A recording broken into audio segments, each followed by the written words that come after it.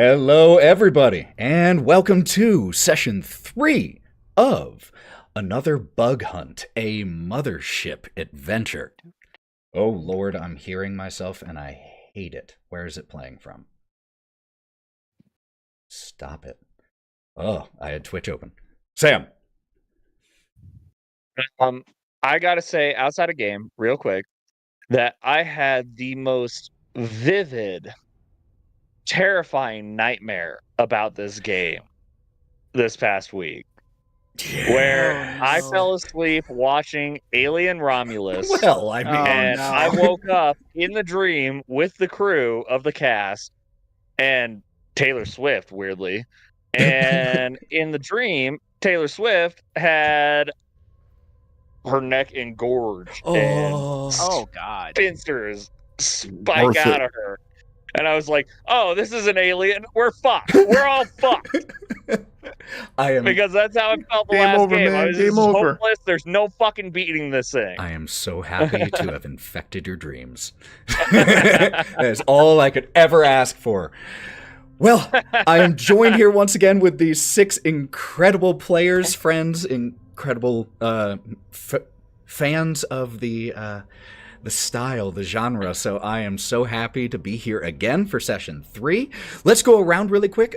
Just introduce yourselves, your character's name, and their class. And if you have taken health or wound damage, could you remind us where you currently are? Maybe remind us your stress level also, just so that we remember where everyone currently sits. Sam, you want to lead us off? I do. I am Dr. Dan Carpenter, the only doctor scientist in the whole group, and I have had it up to here with 10 level stress. Ooh, 10 out of 20. Oh my God. The wrong decisions, and people have paid for it, so I have had it up to here. And we're going to have to deal with that. And I'm going to have to deal with that. Common denominator. All right. Jolly Yellow Nerd. All right. So tonight I will continue playing engineer or teamster David Freeman. Getting a little stressed out, getting a little worried, and also my left arm is busted. So I ain't doing too good right now. That's right. So you had your left forearm broken, and so you have currently disadvantage on all manual tasks. Unfortunate for an engineer. Hey, every project needs a supervisor. Sean. Oh God. Hi everybody, I'm Sean. I am playing William Wiz Wesler. I am a spastic little teamster that shocks himself, and I'm actually sitting at 8 stress. With full health and about to tweak the hell out because my old man mechanic, my boss, just lost the use of his arms. So, Yup. Jack, how's it going, buddy? Oh, it's good. It's been quite the weekend. Glad you're here with us. Food poisoning. So a lot of bananas, a lot of rice, a lot of applesauce today. But we're cool. We're here. We're on the mend. And that's how you know it's food poisoning, not stomach flu, which I have been Googling excessively for the past 24 hours. So I am an expert we're cool. on I can this. go to work tomorrow. Yes. Yes. So we're good there. I am Charles, the say spacey android who is surprisingly just got 2 stress points, chilling, no wounds, no nothing. Almost suspicious how this guy's been able to just slide through this. He's definitely causing this. Well, I mean, He's chiller of all time. This is an interesting status. It's an interesting point of the style of game where when you fail, you get a stress point.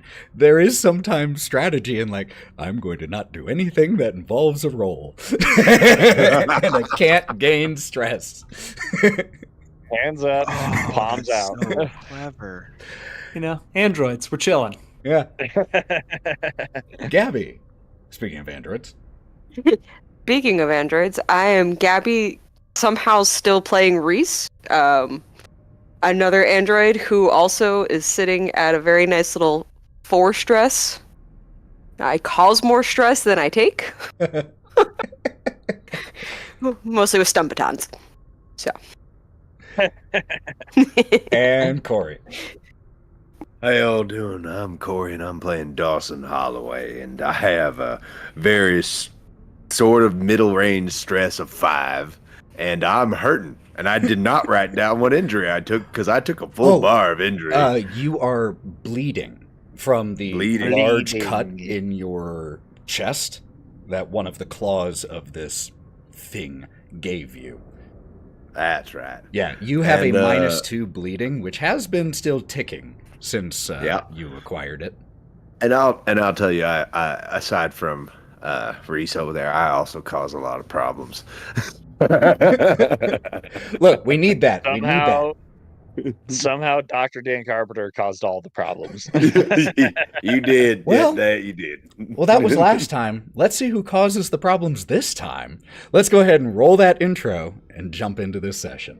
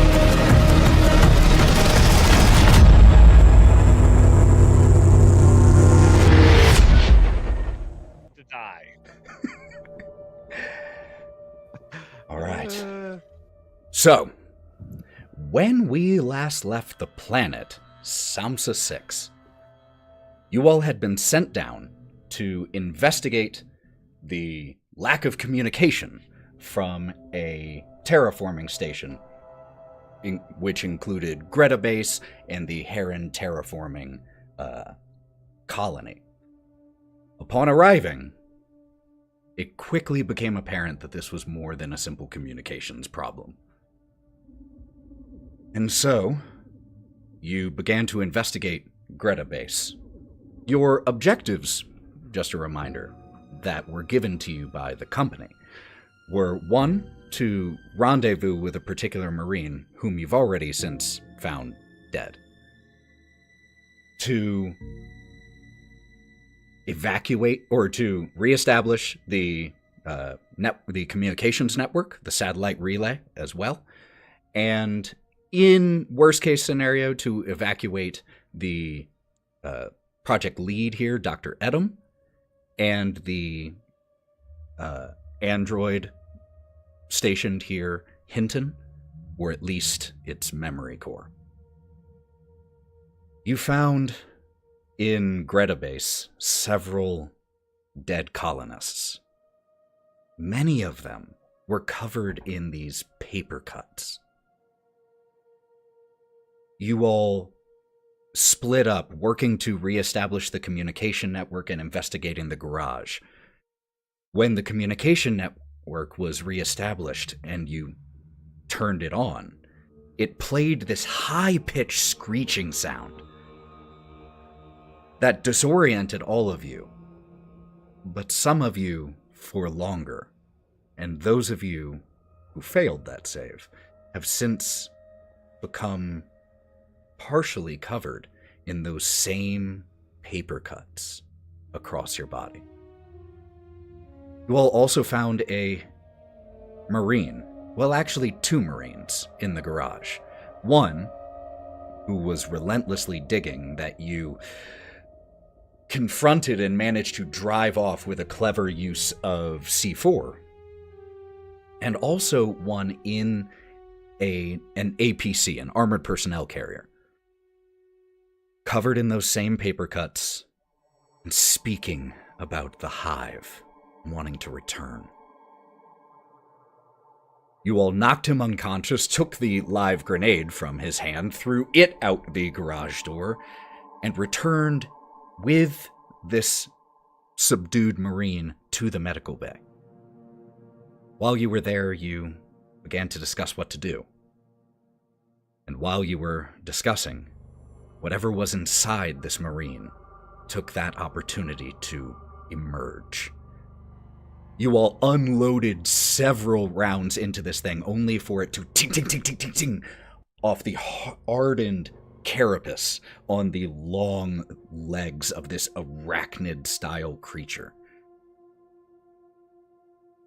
And when we left, you all went tearing through the hall, jumping into the APC, which was running, Holliway bleeding from a huge gash across his chest, and tore out of the garage door into the jungle and into the rain. And that is where we pick up.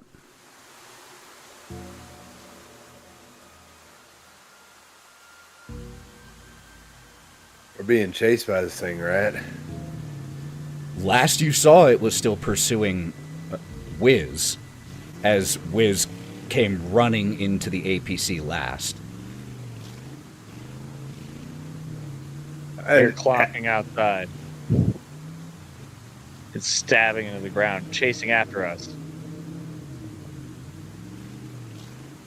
Do we know if it was chasing us, It Warden, or because I know we epic hero scene jump out or crash through the thing. So last you saw Wiz, it was pursuing you, but as soon as you got onto the APC, you shut the door. Haven't seen it since. Yeah. That said, who is currently up front with Holliway?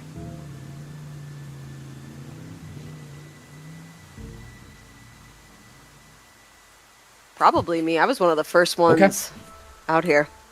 So, first, Holliway, you are... So, the scene that we see is Reese and Holliway up front. The rain here is coming down in absolute sheets. It is pitch black outside, and you are driving along a muddy, roughshod path. The nav system in front of you indicates that is directing you to the Heron base, which at your current speed should be there in about 13 minutes.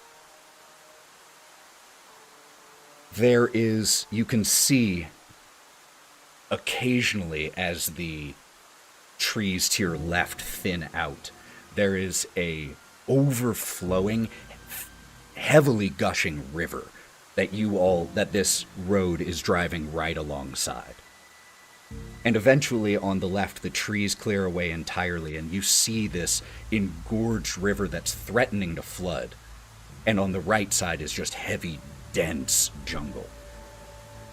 And as this is happening, Holliway, you're starting to get a little dizzy. And Reese, you're gonna notice that the vehicle is starting to slow down, and Holliway turns to you, and you can see his eyes are like losing focus, and he's What? and he passes out. Oh, fuck. Shit. And falls out of the driver's seat and hits the bottom of the car. Reese, make me a speed check. Oh, God.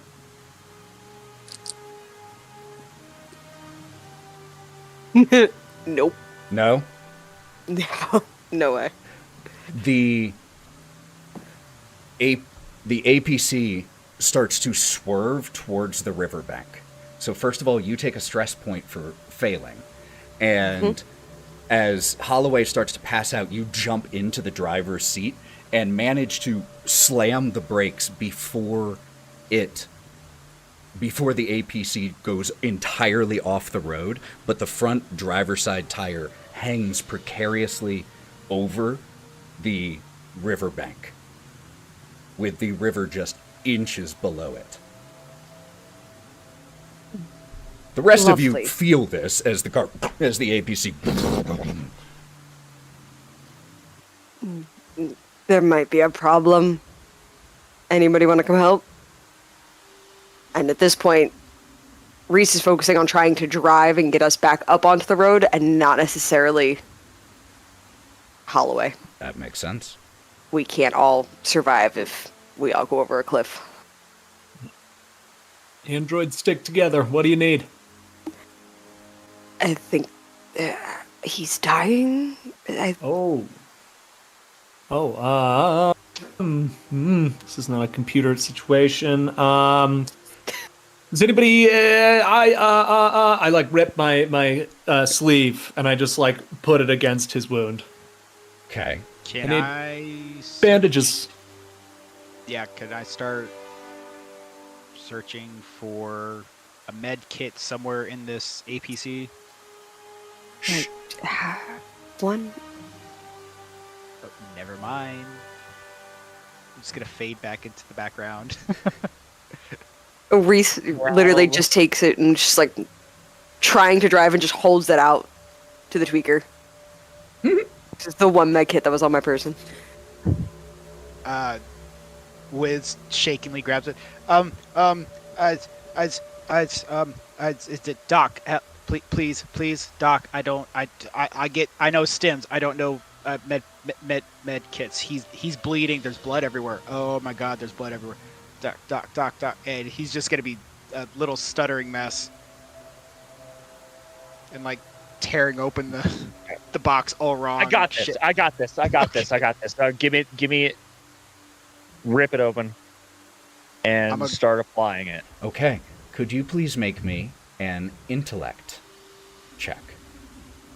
While he's doing that, I say, "Aren't you a zoologist?" I'm a doctor, damn it! And just a reminder, at any time I call for a stat roll, if there is a skill that you have that you think is relevant, let me know so that we can add that in. If we go to reconnect blood vessels and whatnot, blood wires, and veins, blood wires, do they become like wires for a computer? Oh, God. I'm not going to dignify that with a response. Yes, I got a 4. A 4.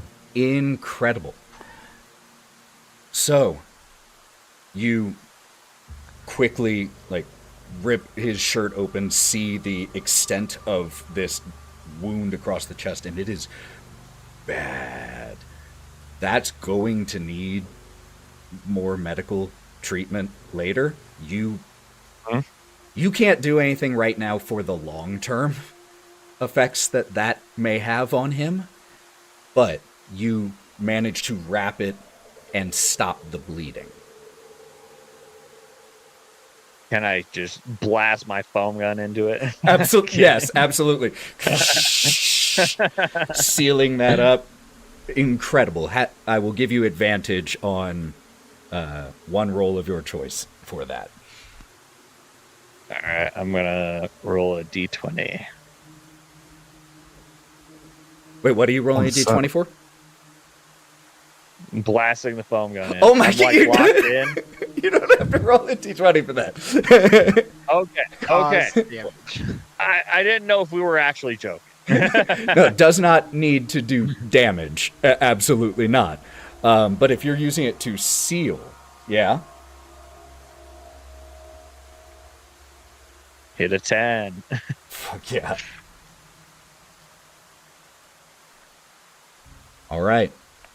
So, you, using this foam, seal up the wound and then bandage and clean around it. You are no longer bleeding for the foam gun, you're no longer bleeding from that wound in your chest, Holliway. While they're doing that, can I be looking at Boss and his arm, trying to a less intensive wound to try to help him out? Yeah. I would say that at the moment, the best you're going to be able to do is set it and add some type of... you could definitely use the foam gun to add a cast. Oh no, I've got Out of wires charges after this still turn. wrapped around me. So I'll walk up to him and be like, okay, and I got your arm. I want to try to set it, and then the extra wires that I said I wrapped around myself to try to stop the scratches and stuff. I want to try to use that to like tourniquet his arm. Sure. Okay. Yeah, I'll let him do it.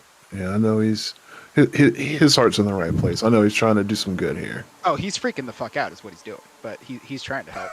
But you keep it focused, kid. That's what matters.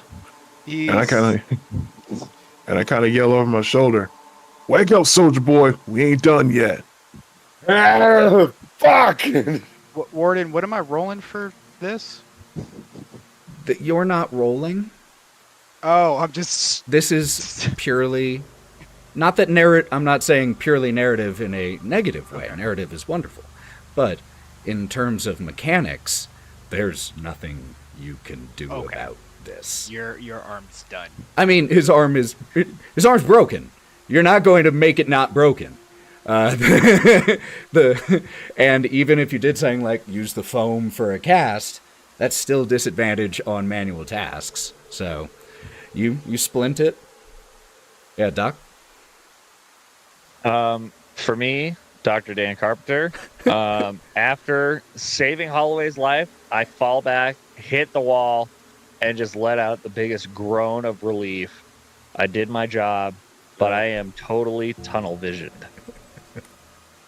This is my aspect ratio. And at that point, Reese, you said you were focusing on trying to get out of to get the APC back on the road. No roll necessary for that. You just have to reverse and start it going again. And so Reverse and forward. I suck at driving. So as you get the APC back onto the road, hearing all of this happen simultaneously behind you, there's the nav system.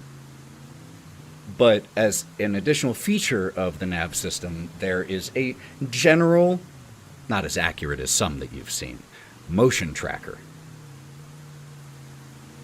And as you get back on the road, you notice to the right of the vehicle, in the jungle, boom,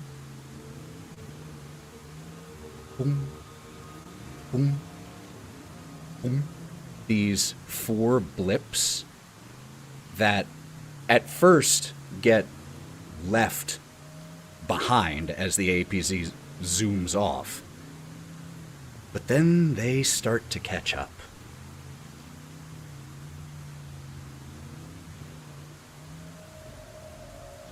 If you all are done leading, we might have a problem.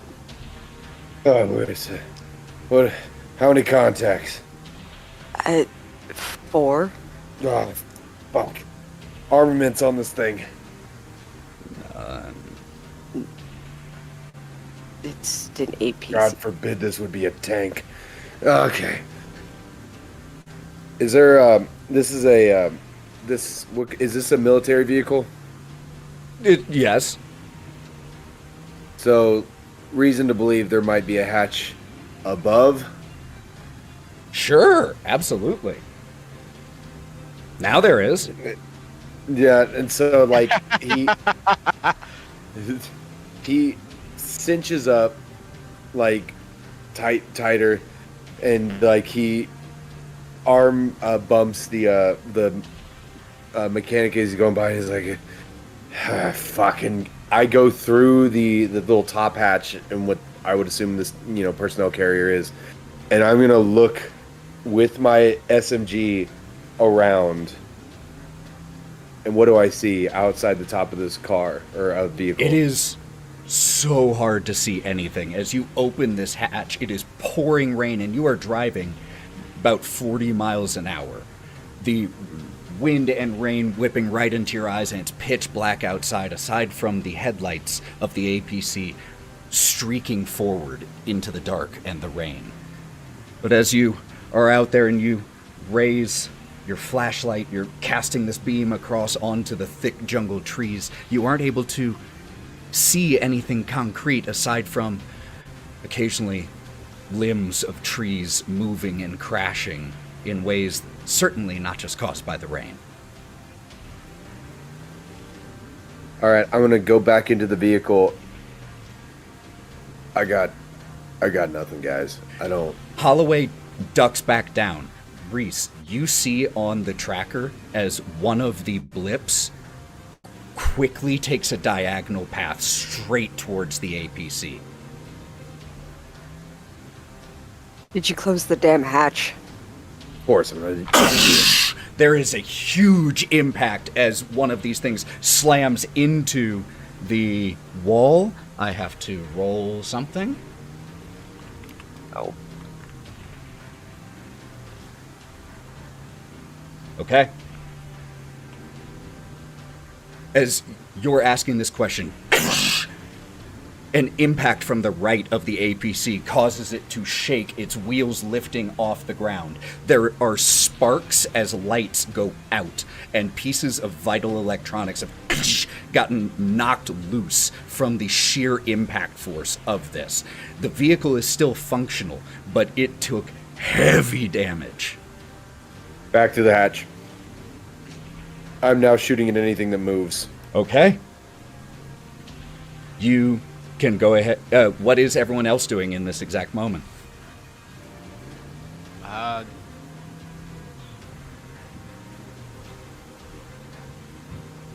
Wiz is just freaking. He's just catatonic, smoking a cigarette. There's nothing he could do with this situation. Okay. I am totally withdrawn. Literally, this is my tunnel vision right here.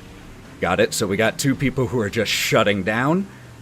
Charles is trying to like look out the window, you know, like see what's going on again. Okay. I'm curious. There's like at the door that was raised up, used as a ramp. There's a just eye size slot that you can look through, and you see several shapes, and therefore so do you, Holliway, running along the exterior line of the jungle.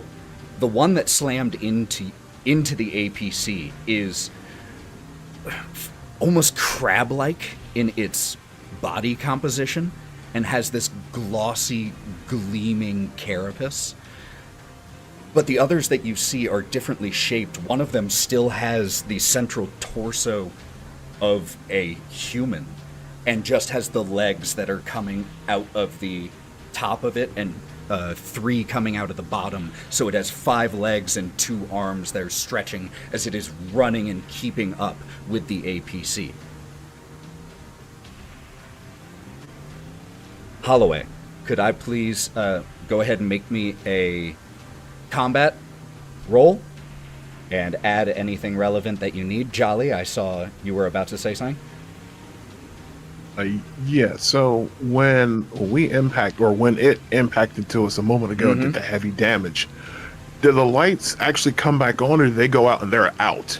It's like half of the overhead lights are out, so it's just dimmer in here. You can still see. Okay, so I'm going to start trying to scrounge around. Like, I know, got the busted arm. I'm just scrounging around this AP to look for anything that might be useful. I don't know, something that we could rig up, one-use bomb or some sort of supplies. We might be able to MacGyver some bullshit together and, help us out. Okay, so you start scrambling, looking for anything that you might be able to jury rig and just throw together. Anyone else doing anything? All right. Oh, yeah, I thought the two of you were catatonic, but I saw Wiz and then Doc. So for the combat side of things, because I have to roll fear to do Well, you're anything not- combat. You haven't done anything aggressive yet. I use that as the urge to engage with the Okay. enemy aspect Cool. in this. But as soon as I see my boss start doing something mechanical and make a explodey device, that's gonna grab my focus, and I want to try to help him with that since Okay. I've made one before. Also, if a flamethrower could be made, that'd be great. You don't have the that'll be pieces great for a until we- flamethrower just lying around? What's wrong with you? Well- Weirdly, no. I mean, it is Yeah, raining so- outside though, so how good would it be? Oh, it'd be Gasoline awesome. can with that foam blaster. But Doc Carpenter? Ooh. I see Freeman, and I lock on. And I see what he's doing and follow. So I am there. I see what he's big picture doing, and I start grabbing stuff to hand to him. Okay. I love it. Absolutely love it. What was that combat roll from? Oh, I made it. Okay. So you can roll me 2d10 damage with the knowledge that they have 30 it's- armor points Yeah. on average. This is more for distraction than it is for I love actual that. damage. I love that. I just wanted to make sure that you were aware beforehand what I was going to say after. I'm assuming 00 is 10, so... Yes, it is. Good roll. So 13. Good roll. And you, as you are out here just seeing these, you send a few shots at them, just trying to keep them back away from the APC. And you watch as the one with the two long crab-like arms stretched out of the torso turns and just runs to slam directly into the APC, impacting. I need to roll something.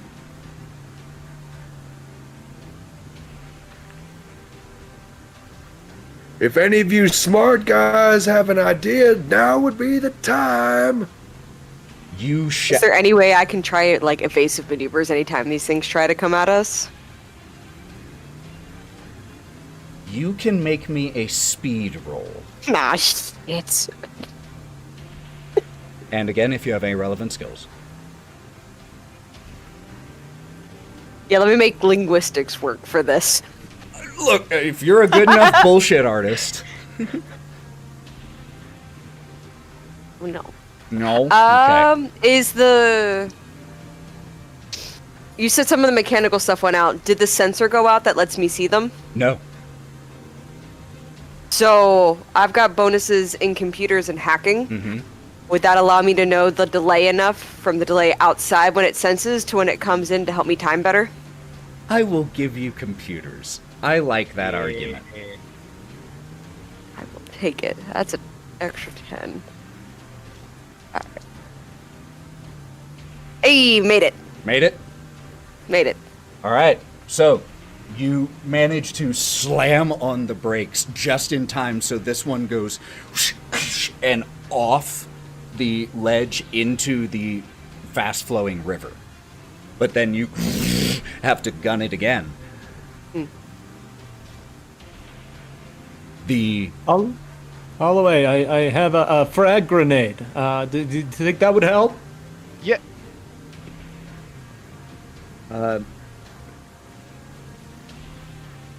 Nope. They'll run past it before it ever would do anything good for them unless I get them on top of me and detonate it myself. as you say It that, might be great. What? as you say that, there were more than one, and they now get theirs. Yeah. 17 will definitely be lower than its combat score. You were able to avoid the first attack, Reese. This second one, you just have to, like, you know you can't stop in time. You watch the angle as it is running across the nav system, and you know it's going to happen. Do you shout anything in that exact moment? Shout, no. because Reese doesn't Okay. shout, but just, you might want to hold on, whoever hears me. You feel the APC get airtime and flip. I need everyone to roll me body saves. And this is going to be with disadvantage. So that means you roll a D100 twice, and you take the higher result. I don't know if it could get higher than what I rolled the first time. Well, then, you're fine. Not fine, I guess. I rolled a 92. Not fine. Well, that is an 75. auto failure. 64.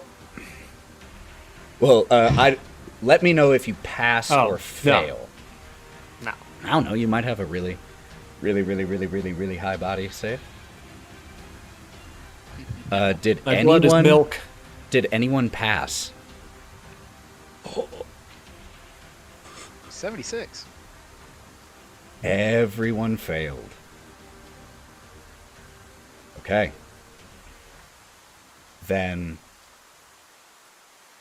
the APC lands.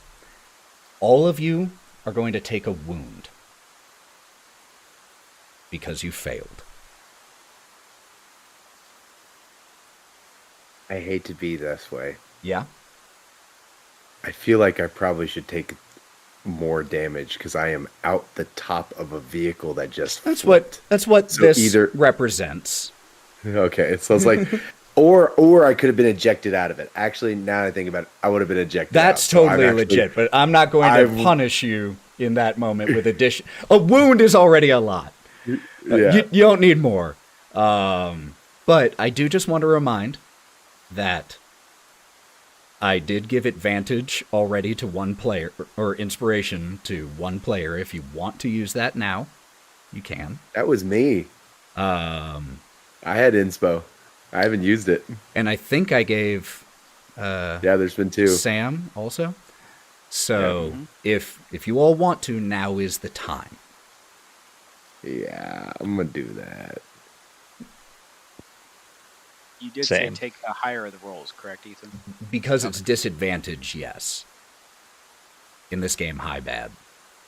You know what I rolled? 12! The inspiration saves you a wound. You know what the I'm inspiration so gave inspired. What it, Well, me? A my bad. 98. 98. The Well, inspo gave me a some- 98. I'm so sorry, Holloway. I am fucking you up. Sometimes the dice want to tell a story. Okay, so in that case, I'm going to deal with the mechanical stuff first, and then get back to the narration, because I have to deal with mechanical stuff for all of you who took wounds. Okay? Doc, no wound. This is blunt force. So, could all of you who did take a wound roll me a d10? You want low, with 00 being the lowest. The 3. All right, hold on. 2d10? No, you don't have to roll one, first of all. And it's just Oh, one sorry. d10. Yeah, because you didn't take an injury. This is a roll you don't want to have to make. Okay, so let's start with Reese. That would be a 6. 6. You, when we find you in this wreckage, the attachment mechanism that like holds your neck upright on one side is severely damaged, and you will have disadvantage on all strength checks. Okay. Holloway, Yeah. what'd you roll? 3. 3? Yeah. So the camera zooms in on this impact, and we see inside. And we see Reese up at the front, neck hanging at an unnatural angle, this milky white blood just running from where the simulated flesh has been split. And then the camera pans to Holliway, and you said 3? Yeah. We see Holliway grabbing his head as everything sounds like your ears are full of cotton. And you've felt this before. You have a concussion. Yeah. You have disadvantage on all mental tasks. Gotcha. Make note of these. Wiz, what did you roll? Surprisingly, a 1. A 1. As the camera pans to you, you're already standing. You've already gotten to your feet. But we see as you are just have the wind knocked out of you. You have disadvantage on rolls for the next 30 seconds. Okay. I am tweaked out of my mind. I am good to go. Freeman? Rolled a 3. 3. You're also, your vision swimming. You too have a concussion and a disadvantage on mental tasks. If memory serves, that's now disadvantage on physical and mental tasks. So just disadvantage on tasks. I'm definitely too old for this shit. And Charles. Stay 0. in safe, yeah. Damn. Wow. So I got wounded. yeah, you do still take a wound, but you just got knocked down in the process. That's the most negative part of it. In terms of how the wound manifests, that's all up to you all. Like visually what that looks like on you, unless it is in a specific area.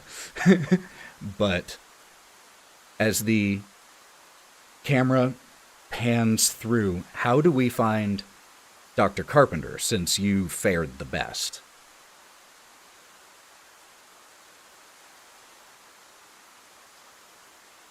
I'm baffled.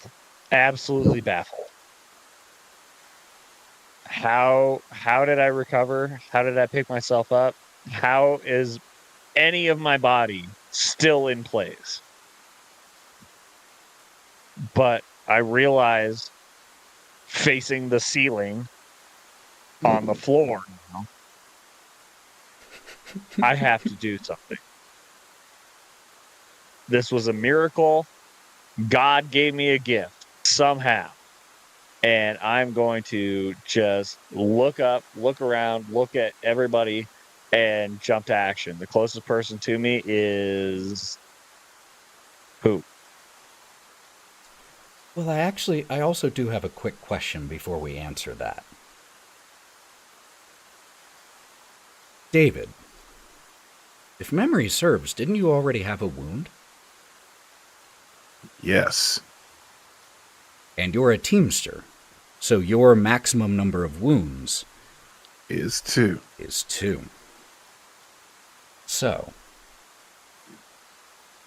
as the camera pans around, once he is conscious, he very well may have a concussion. But we see that Mr. Freeman is unconscious. And I would say you certainly notice that, Dr. Carpenter, that everyone else has been injured, but they are moving, and he is not. And so I have to do something for the first time. I'm going to roll a d10 under a cup. And I don't lift that cup to see what the result is until someone checks his vitals.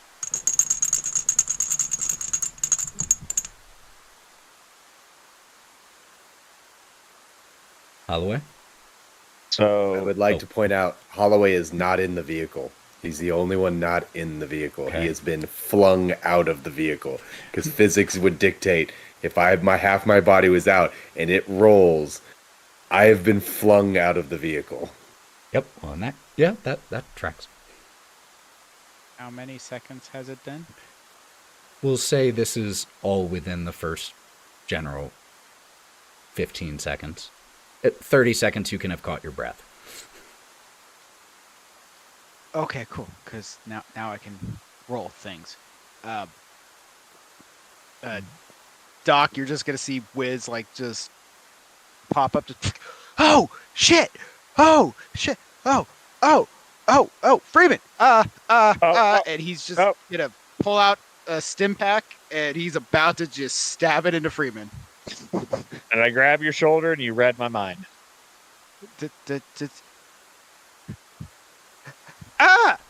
And he's just gonna panic stab him, like straight out of Pulp Fiction. Yep, straight out of Pulp Fiction. Just Okay. So, I get to lift this cup.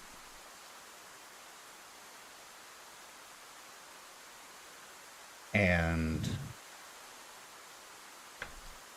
that is, on the die, a 5. What does that mean? You stab this stim back into David Freeman. And David, you feel the faintest breath of life left in you. But you know that it won't last. In this final moment that the stim pack has granted you, what do we see? What do we hear?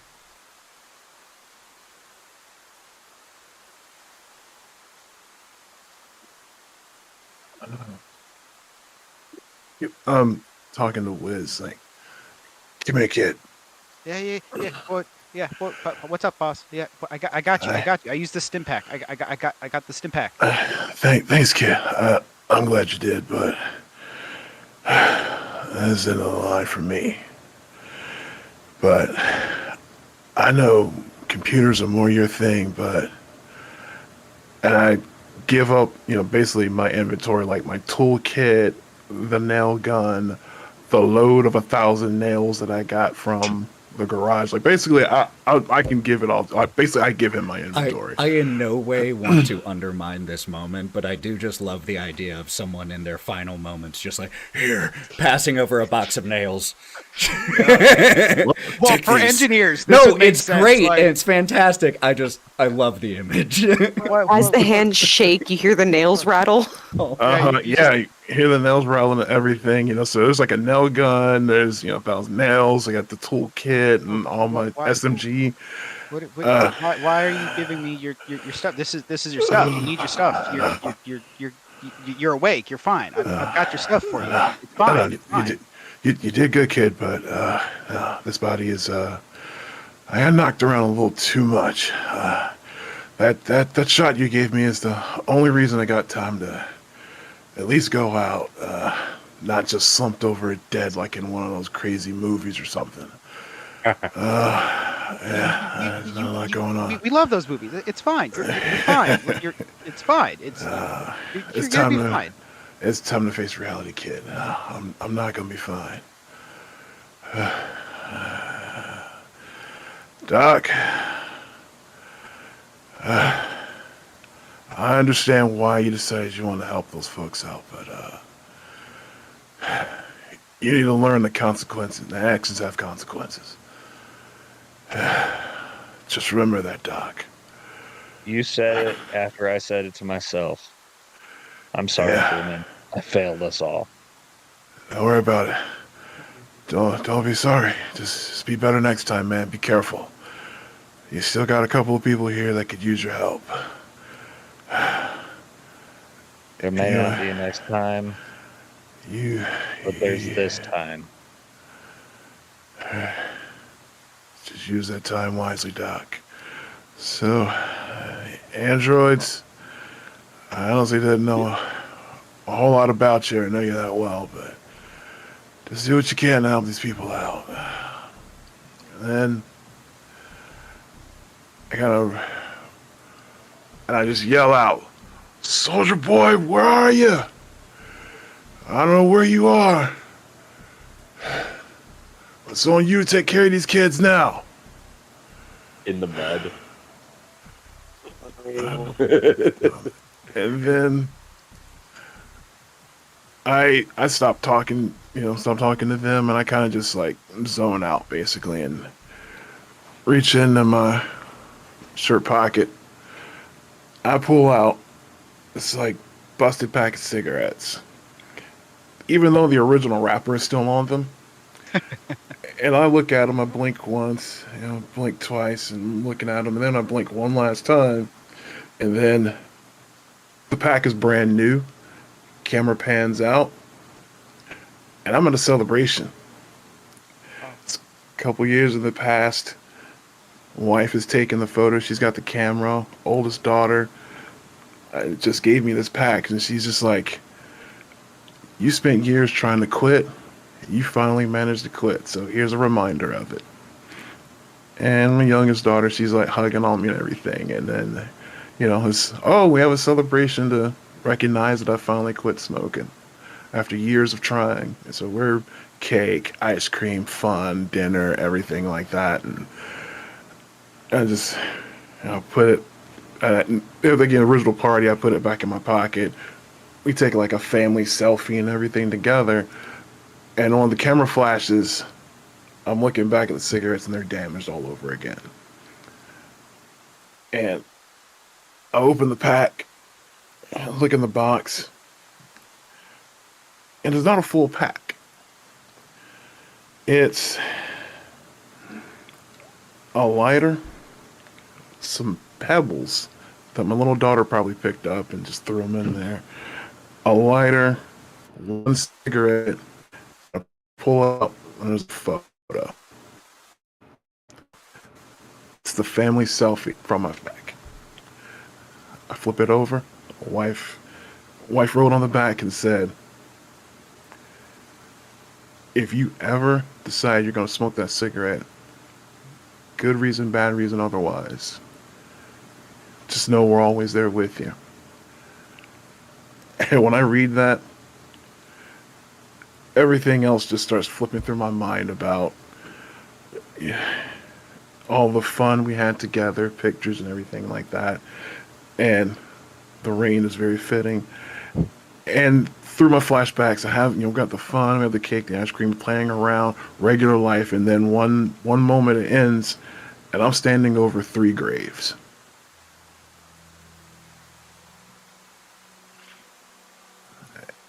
And at that point, when I was standing over the graves, I pulled out the pack, and I was going to open it then, but I put it back away, and I've been carrying it around ever since. But now, I'll pull that one out. I light it. I just start puffing on it, and I get to about halfway. I take one last.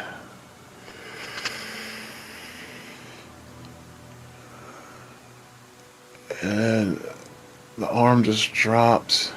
Photos in one hand, cigs in the other. Photo just falls on my chest, and I get one last exhale. And as the camera follows that smoke, as it wafts through the open hatchway, the camera pans to Holliway, crawling through the mud, shaking his head, getting to his feet. Hold on one second, Doc.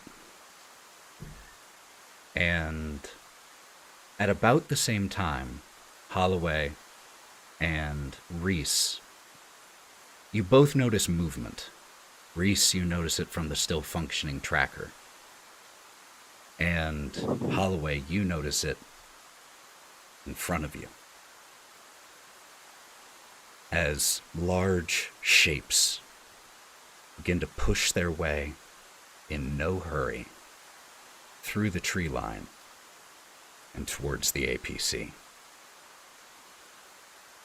let's go ahead and take a quick break, and we Oh, will pick up fuck you. right there Wow. to see what Nice. happens. So What a let's. Spike Spiegel death.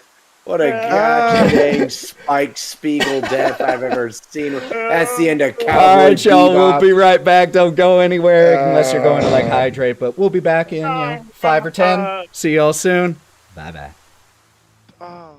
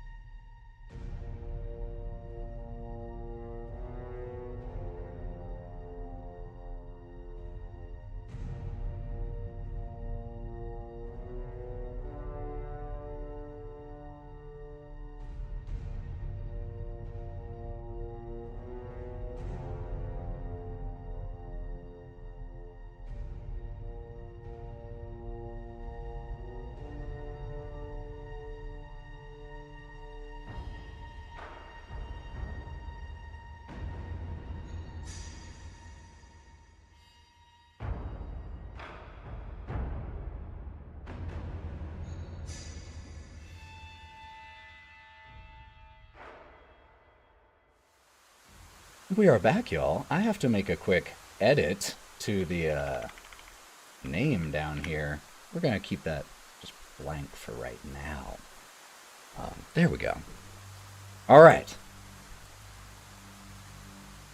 As we return and we see the still overturned APC, smoke coming out of it, wheels still spinning, we see from outside through the jungle the large leaves of these trees getting moved and shifted by the large forms wading towards the APC. And from inside, the first thing I need is everyone who saw David Freeman die. I need a panic check from you all. And just a reminder, that is a D20 versus your current stress level. If you roll equal to or under your stress, that means you panic. And, we'll get to if the Marine panics, He's not going to get to. Since we're all in the APC and near the androids, do we? That is, I Roll with believe it's disadvantage? disadvantage on fear. Fear. It's This just is fear panic, saves, yeah. not fear. Okay. Luckily, that would be really brutal. All right, I see Dr. Carpenter failed. Charles failed. Really? I didn't realize we could die. I didn't realize this was so real. You said over You're or so under? new. Under. You're such a young android, baby. Under want is to roll fail under. here. No, you Ah. on this one roll, Yeah. you want to roll over. I'm gonna use my Teamster ability to roll with advantage once on a panic check. Yes. Yes. I rolled 2 twice, so Okay. So that is a fail also from Wiz. Yep. What about Reese? Reese, you pass. All right. So I'm going to start with Wiz because you already said what you got. You got a 2 on your panic, which is nervous. You add 1 more stress. That's all. Just an additional stress. Charles, what did you roll? 3. 3. Again, the lower, while lower does mean you fail, it's also better to fail and roll low than fail and roll high. That's how it works. So 3, oh god, you also get 1 stress. And I would love for you, Charles, to tell me how this manifests, given that however it manifests is enough to make all of your crewmates around you take an additional 2 stress points. I just go blank faced, and I start trying to just away from the situation. But because there's no real good way out, I just keep walking into a wall, over and over again, and it's almost maddening. I almost completely shut down, but I'm still moving. I love that because that does sound incredibly stressful, and it is so not the direction that I thought it was going to go. Fantastic. That's take an uncanny valley inspiration. surreal. Like, just... Ting, ting. So even though inspiration doesn't exist in this game, I'm having it so you can take advantage on 1 roll of your choice throughout the remainder of the session, Charles. So that's what you got. Doc, what did you get? I got a 7. 7. Okay. Interestingly, like, you... Wait, hang on. Were we rolling under or above? Under. So 7 with how many stress you had is a fail. If you roll under your stress, exactly. it's a fail. Yeah. But, interestingly, I'll just let you know, the result you get will only really matter if you all try to rest at any point. You have bad nightmares now. Well, True to life. in the face of Freeman's death, I take his last words into account. And I feel it. And I internalize it. And it erupts. Fuck.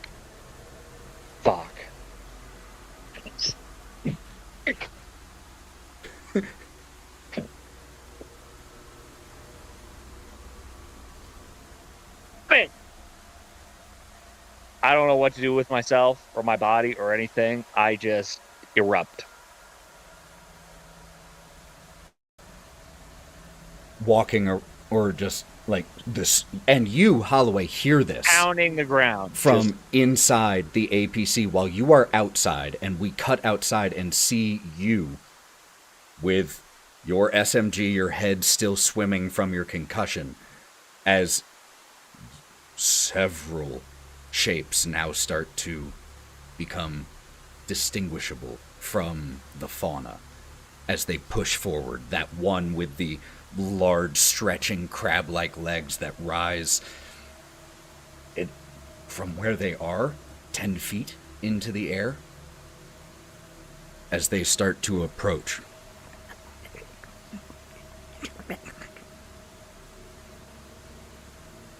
And they're approaching the vehicle, right? Uh-huh. How far was I flung away from the vehicle? Only about 15 feet. From Holloway's perspective, all he knows is that everybody inside the car, because I'm hearing "fuck" you being yelled. I assume I heard that, right? You said I heard that. I assume they're alive, but all these creatures are advancing on them. So I do the only thing that I think, because I take inventory of like everything that we had, everything in my brain. I'm doing the fast. I'm doing the combat fast. It's like I only have one course left to me. And you're going to hear the loudest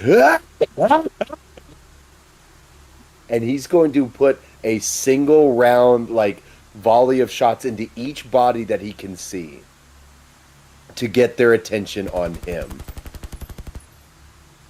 And he is screaming and cackling like a madman. Come at me, you long-legged motherfuckers! We see this outside, and we cut into the front section of the APC, where, Reese, I assume you've been watching this unfold on the tracker right there.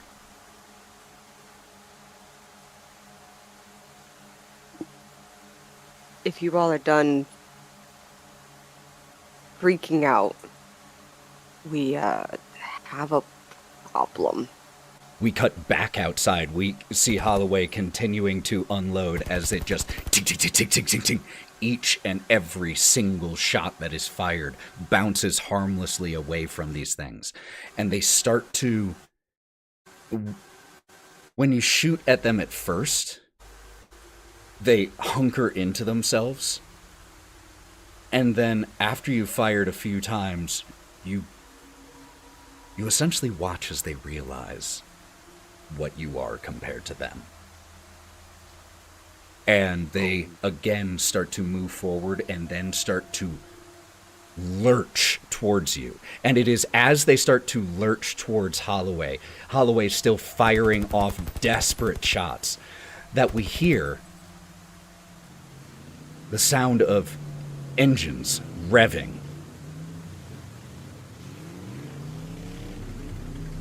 And it is soon followed by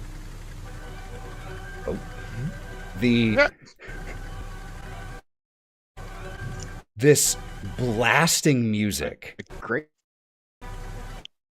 That sounds like it is being blasted over a cheap speaker system. And several ATVs come over a small rise, and there are bullets flying, the sound of Marines screaming, and the shapes that are there start to push back into the forest, into the jungle. One of the ATVs pulls up and skids and stops nearby you all. There's a woman with closely shaved scalp. Get on! Hurry the fuck up!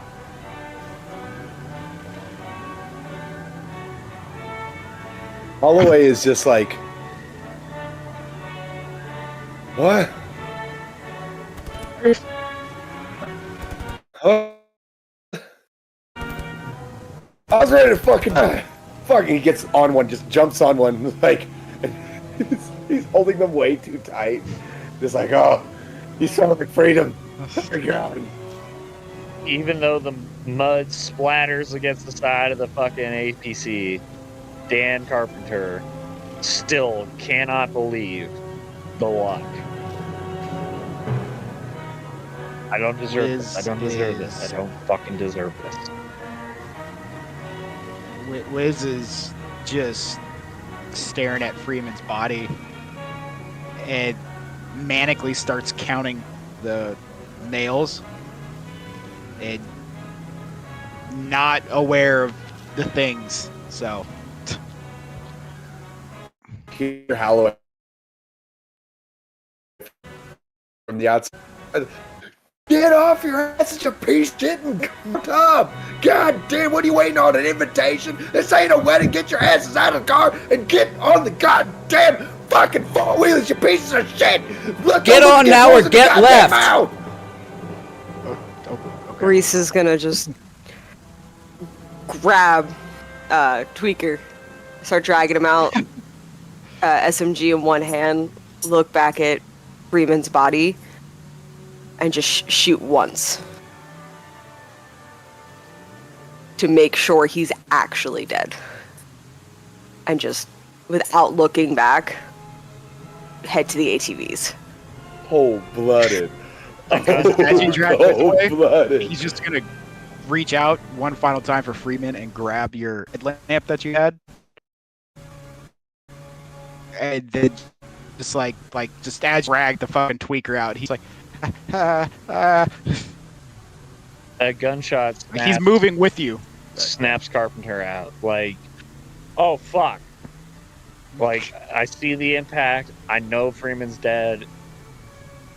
The words have impacted me, but it's not the situation. And I snap back to reality. Oh, there goes gravity.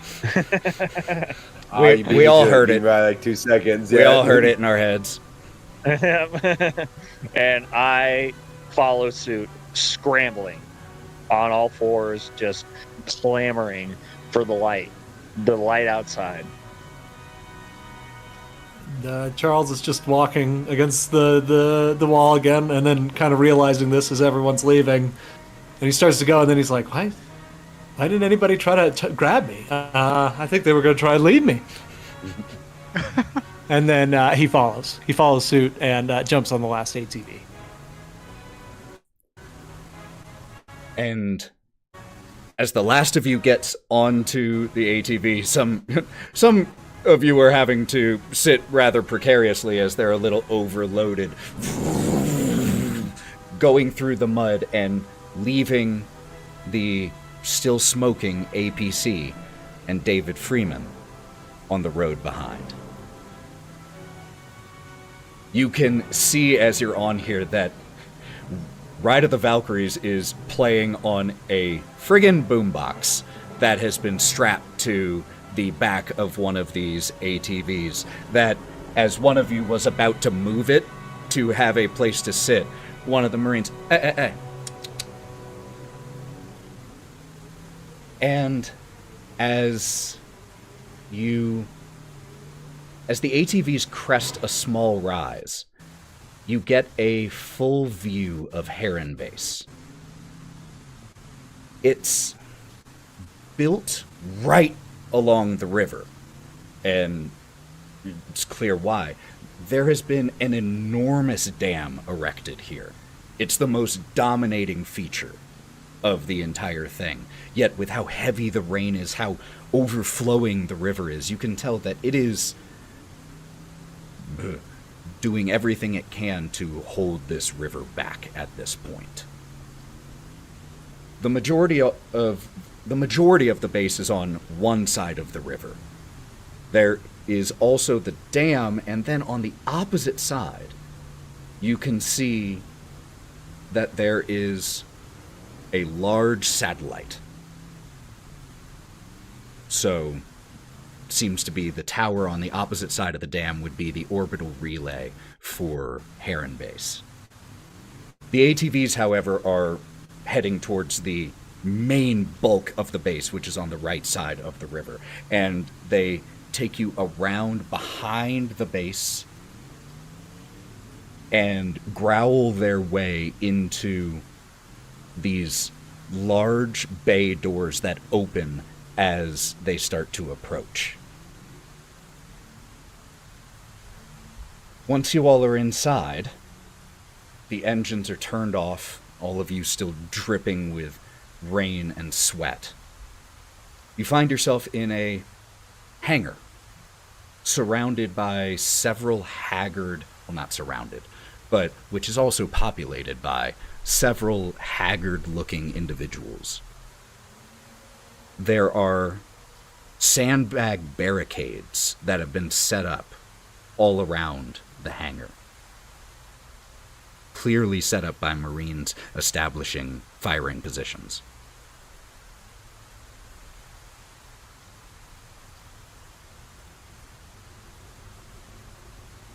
Warden? Oh, yeah?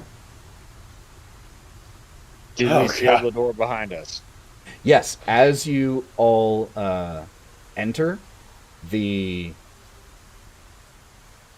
woman with the shaved head is the first to jump off of her ATV, and she begins shouting for everyone to close she begins to shout for the bay doors to be closed, which they quickly are. Is she in Marine garb? Yeah, she has on, the Marine pants, but is wearing just a tank top. Wow, you could not have come at a better time. That is Providence I've ever seen.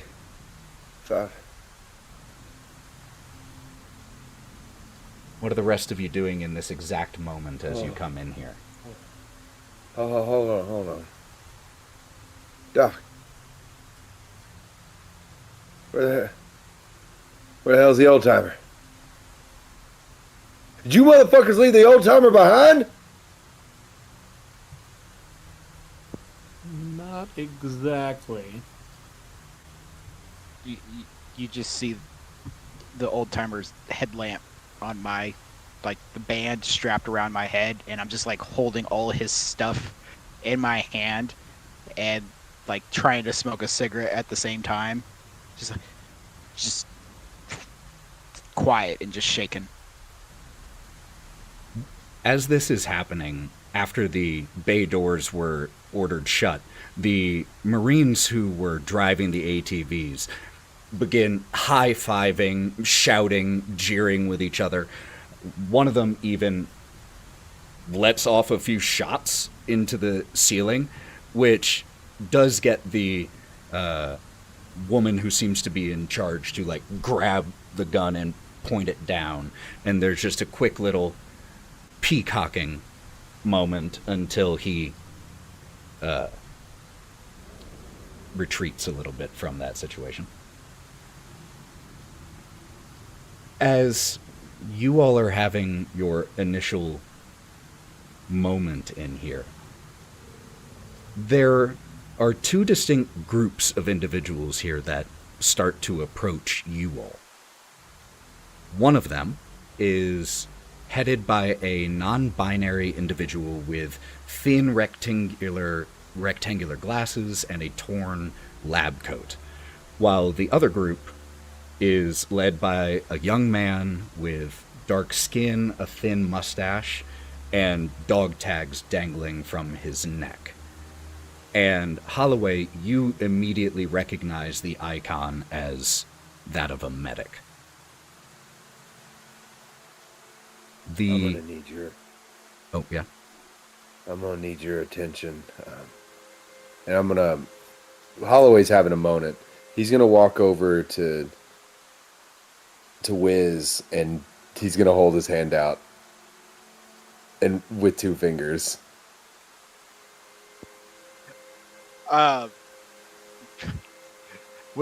Wiz sees it and realizes what you're asking for, and he's just like, hang on, and he just starts going through the nails and just hands you a nail.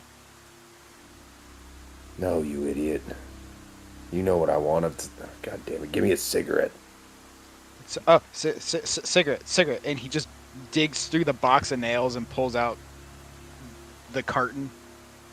And Or a carton and just hands you a cigarette. Yeah.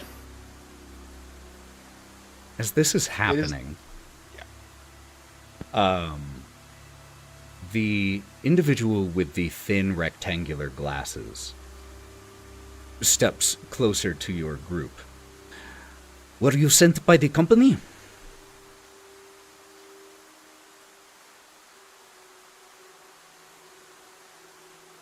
Why? That is good. Yeah, we were. That means the company understands the value of my research.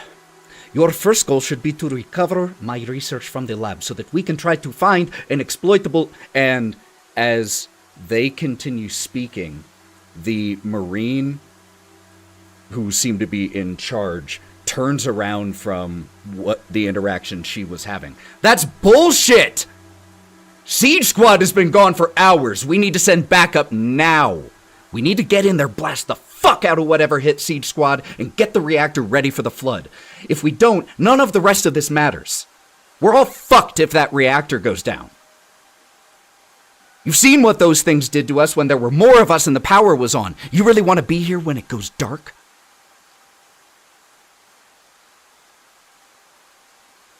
The one you recognized as a medic. To hell with your research and the reactor. We don't need their weaknesses. We don't need the reactor. We need to get off of this planet now. There is nothing left for us to gain here. And you can hear like a tremor in his voice as he is shouting this.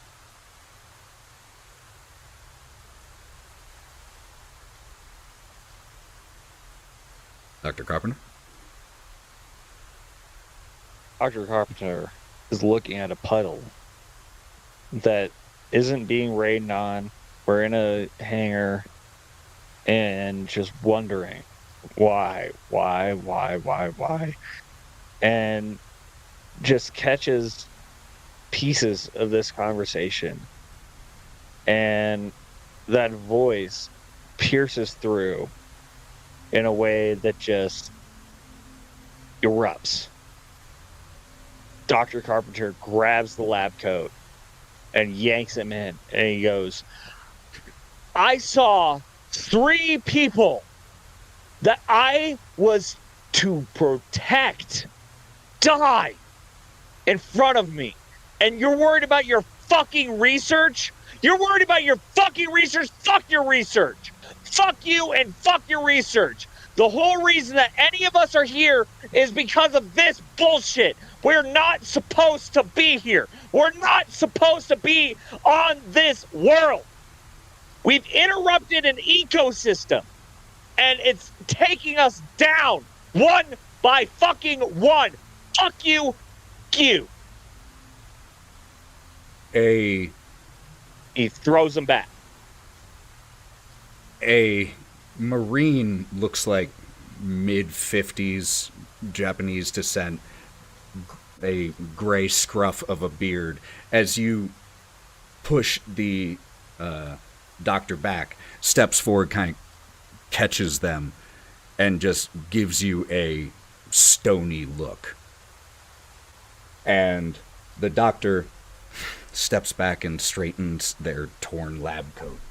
More habit and performance than functional.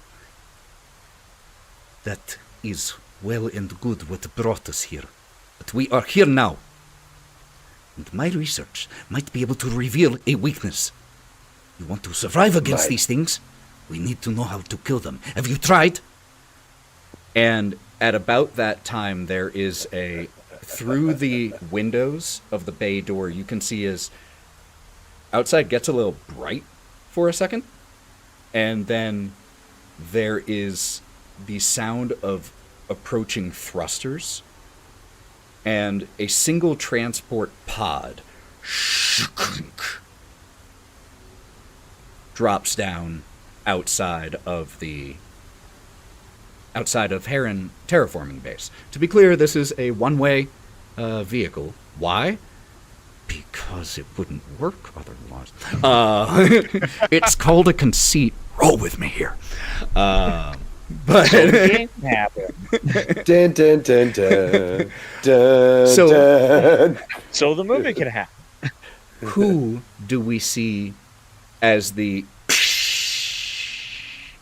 lid lifts? Who do we see step out? So you see a man step out, and he's probably about early 30s, and you'll see that he's got a nice little button-down shirt. It's actually completely buttoned up, and there is a nice white pristine lab coat. And one of the first things I saw when the pod opened was the doctor with the damaged coat, and it kind of just fluffed my own here, like, aha, mine's in better shape almost. And I guess I'll introduce myself first. So I'll come out of the pod, and as you step out, there is the building right in front of you. The bay doors roll open, and you are immediately met with several guns trained in your direction. I will also note that those of you from the Metamorphosis, which all of you are, have in all likelihood met each other at some point. You're all part of the same full crew. But you are met just by that, and then, who the fuck is that? He's one of the Metamorphosis.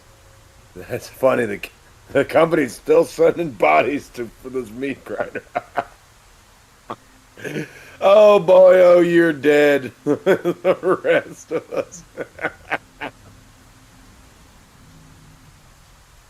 He starts to cry a little bit. And so what else do we see? Dr. Wilson? Well, I mean, yes, PhD, yeah. Yes, I am. Dr. Anthony Wilson. I'm still kind of shocked with all the guns and everything what's going on. It's just, yes, Dr. Anthony Wilson. My specialty here, pathology, chemistry, botany. Just wanted to sit down to see maybe what new discoveries could be gleaned out of what you all have worked on so far. And I take it the reason I'm here is because someone's already passed away. And wait, there was an older guy with you, wasn't there? Oh, I must be his replacement. This is pretty awkward. Also, I wasn't aware that there were other people in Heron. I knew contact had been lost. That's all I had received. I guess there were survivors. This, just so you know, Dr. Wilson, you were given the same general briefing that all the others were. And you all had not heard anything about survivors or fatalities when you received the initial briefing, because there was simply a lack of contact. But now, as far as you know, it looks like everyone's alive and well, aside from the one you're replacing. So everything appears to be in order, at least so far, to some degree. What can I help with? Is there some research to be done? Samples to be taken or worked on? And the doctor steps forward, who I don't think it's a huge leap for you all to realize this would be Dr. Edom. And as they step forward, you see, the company selected for a replacement another researcher, doctor, scientist. I will put your nose into the back of your skull. You know, it's funny. There's another doctor here. Our two doctors are probably better than you, to be honest, because you seem to have fucked everything up here. And now Freeman's dead. So our doctors are way better than you're ever going to be. And also our android friends also seem to be in better shape. All the Marines here are really cool, but you're the coward of the recording that we listen to. I hope you die at some point. and Wiz is just gonna go like walk over to our original doc, and then just like stand next to him, and just he's gonna try to make something with the walkie, like try to make a trigger, explosive trigger with Freeman's old walkie-talkie. Like the one half. Officer reaches out to Wiz's arm and grabs him and squeezes like a knowing, like, thank you. You think that was You me? got me. You think that... Was this not the same voice recording from the Well- guy earlier, Warden? What voice recording? Did There was a the message journal that entry. Doc found. Journal. Yeah. Oh, journal entry. Sorry. I thought it was like a. The information, regardless. Even so, They say... This is the pompous ass, I correct? did... Wiz and I both clocked the same kind of excitement that this doctor has. Totally fair. And we are both on the same page that this guy is not one to be fucked with. His agenda supersedes the safety of everyone on this base, at least to Dr. Carpenter's assumption. And outwardly, very frigid. And now we have a new scientist. Dr. Carpenter, withholding, but sends a very, very piercing, glaring look towards this new scientist. It's a look of, are you friend or foe? Are you here for research, or are you here to save? Because Dr. Carpenter, from the briefing, has been here to save. So after grabbing Wiz's arm,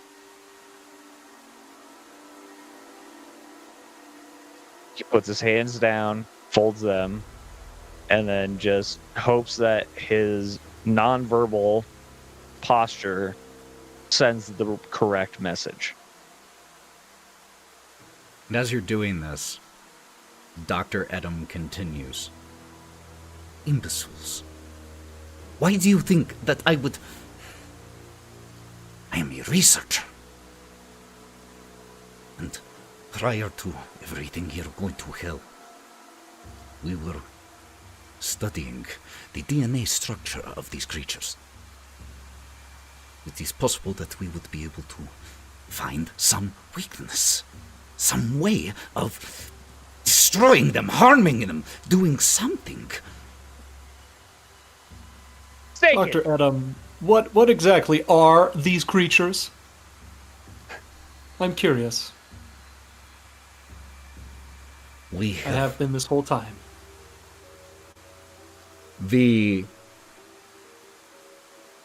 As you ask this question, the Marine pipes up one more time. Does any of that fucking matter if the reactor goes down? We are pissing away time here. Siege Squad could be dying out there right now, and we have the ability to send reinforcements now. We have more people. Let's get in there, save their asses, make sure the reactor doesn't go down, and then we can figure out whatever the fuck we're gonna do next.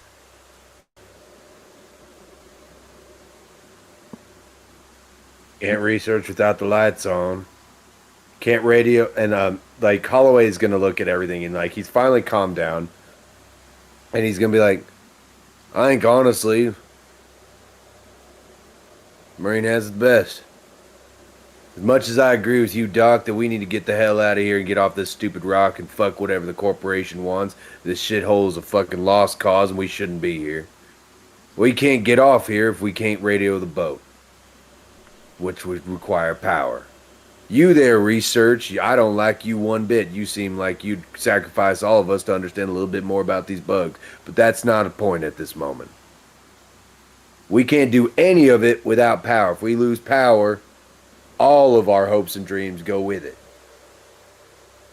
And if we can save C Squad or whatever the hell you just said in the process, by all means. But it seems like all of that starts with power. Anybody disagree? The medic raises his hand. The tower has an independent power source. It doesn't matter if the reactor goes down. If we go over there and we get satellite and communications back up, we can just get off this rock. We won't need the research figuring out how to take them down. We won't need the reactor if we have its own power source. We need to get the fuck out of here, and we need to get the fuck out of here now before whatever is happening up there. I slap him. Stop. Up. All of you.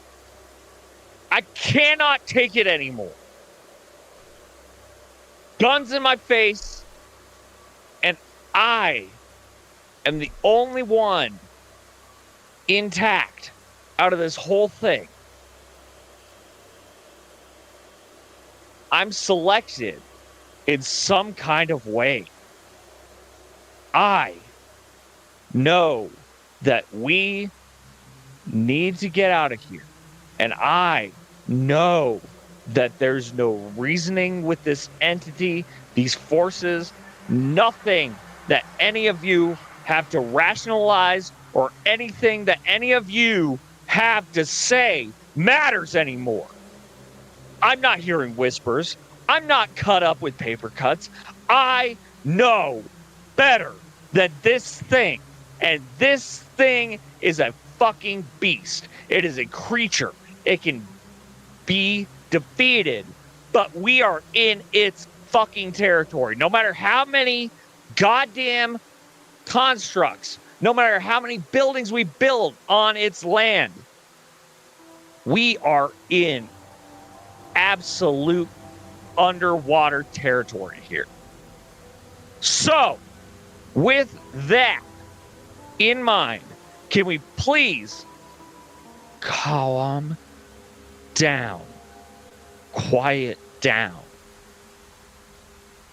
Get this ringing out of my ears. There's been explosions for hours in my head. And I need to take a break, step outside, splash some water on my face, catch some resolve. I have a question. Whenever we're having that moment. Yeah. Doc, you do seem to have a level head, though you are kind of freaking out too, so just throwing that out there. To his point, and I've slapped him to where he's no longer freaking out too. What's to say that what happened when we turned on the comms isn't going to happen when we turn on the tower? Exactly. I don't know. We all need a fucking breather. We'll figure something out. I mean, maybe we have a way to. Maybe we can bypass it. Wait. What happened when you turn on the comms? We got space herpes. And then eventually we're probably going to turn into one of those damn things. So we're on a timer. And I'd like to move faster. There's spider creatures, and they're massive, and they crawl out of your necks, and they kill your friends, and they murder everything around them, and it comes through the radio waves, and now we hear voices in our heads sometimes, and if you get shocked by a stun baton, the voices go away for a little bit, but it's okay, it works, and Wiz is just gonna kind of like trail off and just try to like find little mechanical components to further move along his makeshift Bomb detonator. Yeah, he is literally just trying to make as many bombs because that's the only thing we've seen that can damage him. I think, according to him, I think at one point you are just going around and touching things, and one of the Marines like bats something out of your hand, like, give me that. I just give that back, and then I just walk over to someone else's radio and just try to.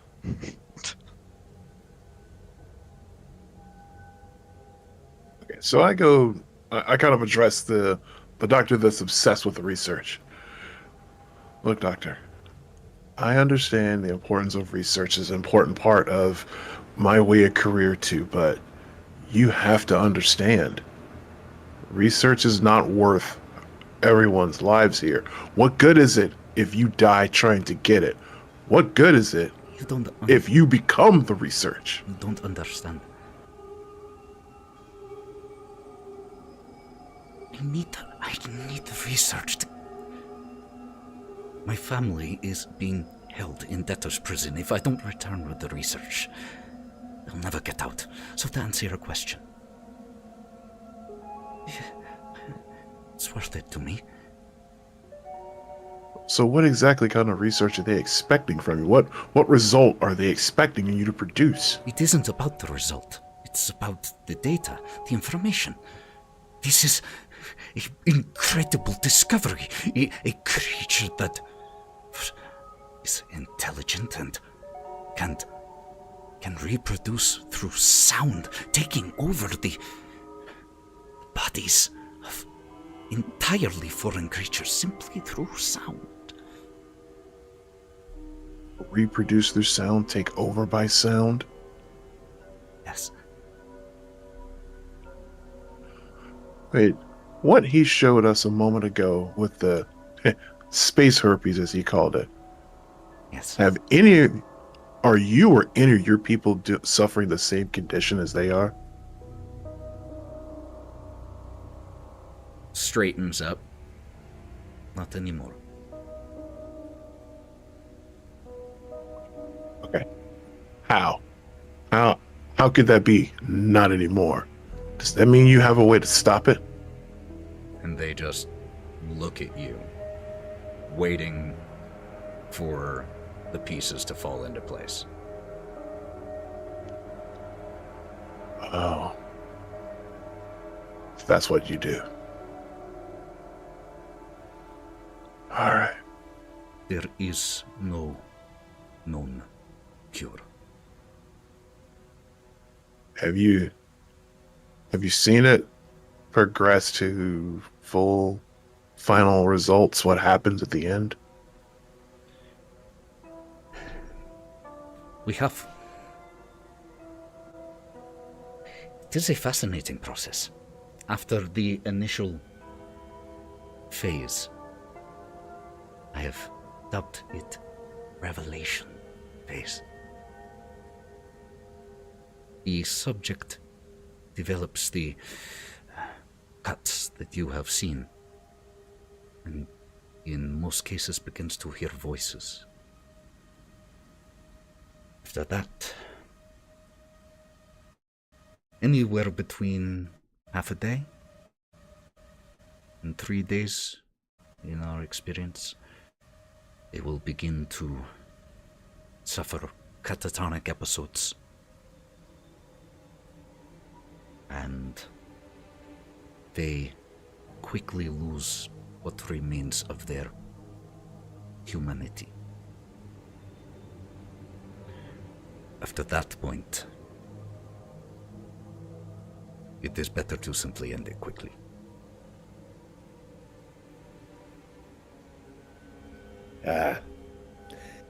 Yeah, we're not going to the fucking tower. Yep. And as you say that, the medic, man, I'm gonna fucking die here. Fucking idiots.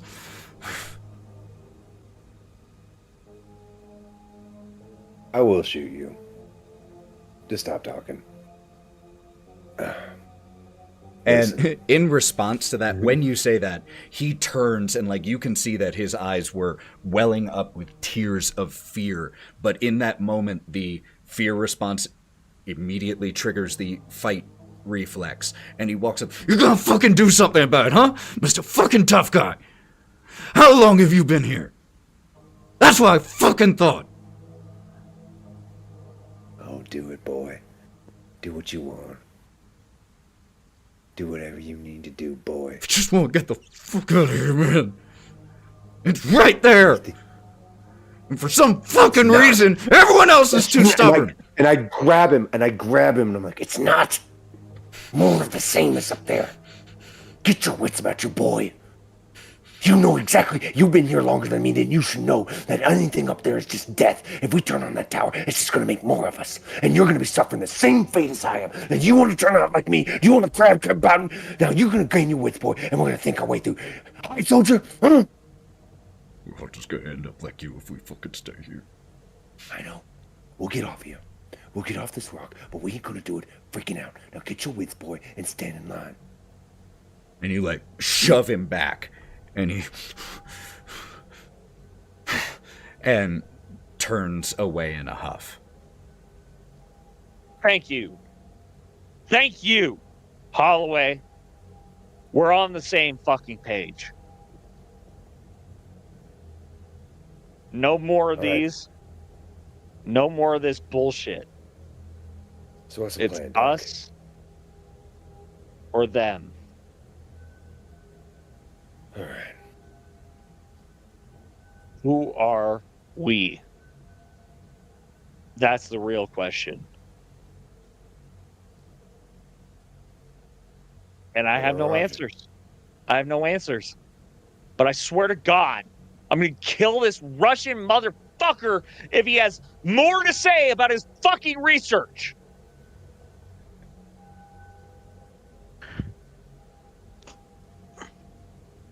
And they I like simply that the look at soldier- you with a head shake. You there, commanding officer. Fill us in on your part of this. What happened to C-Team? As you address the Marine who seems to be in charge, she heads over, and you can see the dog tags read Valdez. I can turn this down really quick. That got louder than I intended. There we go. She walks over to you. Siege squad headed down to the reactor to get it ready, sandbag, prepare it for the flood that is absolutely going to happen anytime. And that was hours ago. We haven't had any word, and their locators have gone dark. I'm gonna look at Doc. What's the plan, Doc? You're the level-headed one, and you're not hearing any voices. What do we do?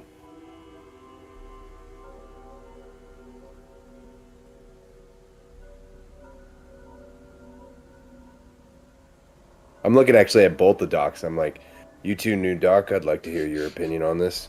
Also, the androids, are you guys suffering from voices? Are either of the androids suffering from voices? One of them is. Reese's. Reese. Charles Reese's is not. Charles is not Reese's. Ever since that broadcast, the only one that I can talk to is Charles, and I can't talk to Charles. Charles is just on an island, and I'm on an island. Charles, Hey, can we please have some input? yeah? About You've the been voices? watching this whole time. Mm-hmm. Please tell us what you think. What's going on in your head? What's going on? I don't know. I'm curious about these creatures. I feel like there's information about them that we're just not being fed yet. Curiosity is awesome, but what have you ascertained from that curiosity? From what you've observed? Please express yourself. Well, I think if I'm being honest, we're in trouble. We're in trouble. If you can get me to a computer, I can help. But outside of that, I'm just not sure. What do you think, Doctor? Charles is the Right, only one that's going Risky. to survive. You Risky, can have No That's clue all I'm how. going to call him. He's out. He's not one of us. Ruski, take Charles to a computer. Now. Who's Ruski? I- Is that the scientist? The creepy one. What type of computer are you looking for? They say through Charles? gritted teeth. One with information. I want the full story. Unfortunately, in case you had not all noticed, things around here are not exactly in the best of situations right now. So, that is part of the reason I suggested that a group be sent to retrieve the research. You want information? You want to understand more? Get me my research. I can fix some things. My boss can also help. He can help. He helped me before, and so did Reese. Reese can help me fix things. So if you show me a computer that you failed to take care of, I can fix it. That indeed might be very helpful. Where my computers are? In the lab. Great. Do you think so, that the drop the attitude and show us the lab? We're here to help. We're the help crew, right? You wanted the help crew. We're here to help. And you seem to be standing there really angry while your Marines saved us out there. Thank you all, by the way. Your clip really helped with this switch, by the way. But you're the one that seems to be the problem. So please show us to the labs so we can start fixing things. That would be great, Mr. Ruski. Also, hi Anthony. Welcome to the shit show. Everything's fucked. And do you happen to have any grenades on you? Well, thank you for the introduction, but unfortunately, no, I don't have any grenades. In fact, the only weapon I have is the standard SMG that look at all of you and it's like that everyone gets. That's the only weapon I've got. I have a frag grenade and a penknife, if you need them. Can I'll trade you a nail for the frag grenade. Oh, it's a good deal. Whoop. You just get a handful of rusty nails. Dr. Edom points to an elevator here in the hangar. That elevator will take you straight down to the lab. You can use my credentials to get into the clean room. In there, grab my computer terminal and return it to me. No. We're not going down without you, Doc. I cannot go... First of all, I am useless in a fight. Second of all... Oh, good sell. Second... Go first. If the research is not returned, and there is still no sign of Hinton, my memory is the only recording we will have of this discovery. You think and that then I can Dr. risk that? Carpenter, Dr. Carpenter whips out the research book from the med bay, and he goes, "Oh, you mean this research about the crab song? About how you put it on an android to absolutely encourage this reaction, this infestation, the growth? Are you fucking kidding me?" I never put it on an android. Hinton was a research assistant, nothing more. Uh-huh. Fucking scientists. Can't fucking take no for an answer. I apologize. Did the company not send you for the purposes of aiding us? What exactly were you sent here to do? Fuck shit. To save. To save. To save. And that was not including the research. It was you and the lieutenant. And the lieutenant's brains are sprayed all over the fucking comlinks that he also smashed. So, why the fuck are you alive? Why hasn't this entire platoon turned their guns on you, of all people? Because unlike yourself, they seem to understand that I am not a threat to them. I don't know if you perhaps have an inferiority complex when you meet more accomplished scientists, and you must lash out. But whatever it is that is occurring here, we are on the same team. If there's one thing that I've learned, is that a big brain is more dangerous than a knife or a gun or any weapon. Your curiosity is killing everybody. And you are the only one who doesn't see it. So what do we do with that? You go first downstairs. Now. Holliway? Do you got my back?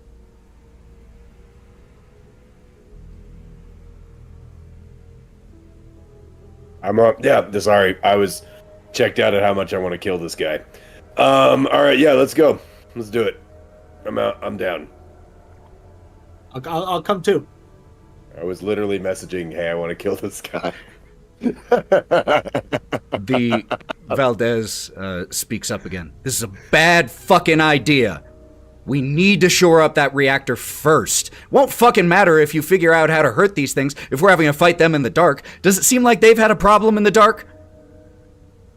Those things are strong. They are smart. There are countless of them. We need every advantage we can get. Losing power is not on that list. Help us shore up the reactor first. Then, go for your precious fucking research. Oh, we're not going for it. We're going to destroy it. Now, power is priority. Reese? Wiz? I won't. And Charles, I trust you guys more than anybody. I think the research is a secondary priority at this point. Making sure we have power seems to be a little more important. Reese, what happens if a reactor goes down or something? It goes down, the lights go out. I don't like the dark. That means electronics don't work, and I need electronics to work to do what I can do. I want to make sure that doesn't happen. Holliway goes up to Doc. Hey. Which Doc? Our Doc. Our Doc. Which the only. Doc? Oh, There's two now. We There's can't two use now. Doc there's anymore. God damn it. Shit. Gotta pull up names here. I'm gonna. Hold on. Doc Carpenter. What we've had. Carpenter. Yeah. Carpenter. Yeah. I come up with nicknames. Now that's messed up. I go to Carpenter. Head was pretty good until I realized that I didn't say that I had hair. I have hair. Which makes it even better. He calls you Egg because you're a scientist. That's like a trope. From Exactly. And I Halo. didn't It's like establish that I had hair. Yeah. So anybody watching the feed is It like, sounds like I'm just oh, picking on you because you're. Pick on the bald guy. God, no, that was not. Pick on the it. bald guy. Wow. I knew. I don't know if they knew. It took until episode 3 to redeem Holloway's cruel bullying. I really thought you were the Marine that went for like the kill on the names, like old guy, tweaker. Like you went after hyper specific characteristics. I was like, that makes sense for a Marine. Yeah. Yeah. just because he was smart. And like all like video games I play, they always like the Yeah, soldiers the always eggheads. refer to scientists as eggheads, the eggheads upstairs. And so that's all that's been this whole time. Oh my god, that's so terrible. I hate that. No, Sure. it's just because you're smart. Just because, yeah. No, But it's really you were annoying. heading I knew. to But The people egghead. watching didn't know, and they were like, "Wow, Yeah. that's so mean on your bald head." And I'm like, "That's not what they were saying." With I my have long, full head of flowing hair. blonde Just hair. luxurious locks. Oh god, I am so sorry, listeners. That was not my intent. Best intentions. I feel weird now. I'm gonna go. Anyways, I'm not gonna lie, dog. Oh, I gotta get back into it. That threw me out. Back to one. Back to one. Hey, dog. I like where your head's at. I really do. And I'm 100% willing to go down there, but I do think that the drug addict and the robots got it right. I think we need to go handle the reactor first, because they're sure as hell not going downstairs to get the research, because if they were, they'd have done it by now. So I think it's not going anywhere. That reactor is. What do you think? I trust them to handle it. What else am I gonna do? The thing is, they sent a squad of Marines down there and they didn't come back. I don't even know what our hopes for going down there is either. But I shouldn't be alive, but I am. So if I'm the only one taking fucking Ruski down there, I'll do it. I just need one more mag. I pull out a mag and I hand it to him, and I was like, one other question, by the way, just for you. Why haven't they gone down there before? Like, what's stopping them? They That's actually what I see am me to shake find my out. head on that. Like, That's what I want to find out. You ask them. I'm gonna go handle the reactor with the others, because I think there's gonna be fire shooting. It's gonna happen. You ask I them why see they you. haven't gone down yet. I see you. And I'm gonna head over to the Marine, the Marine in charge. What was his name? What was her name? Her name was Valdez. Valdez. I'm gonna head to Valdez. All right. Anyone else doing anything in this moment? I know that Dr. Carpenter will be returning near Dr. Adam. I know that Holliway is heading to Valdez. What about the rest of you all?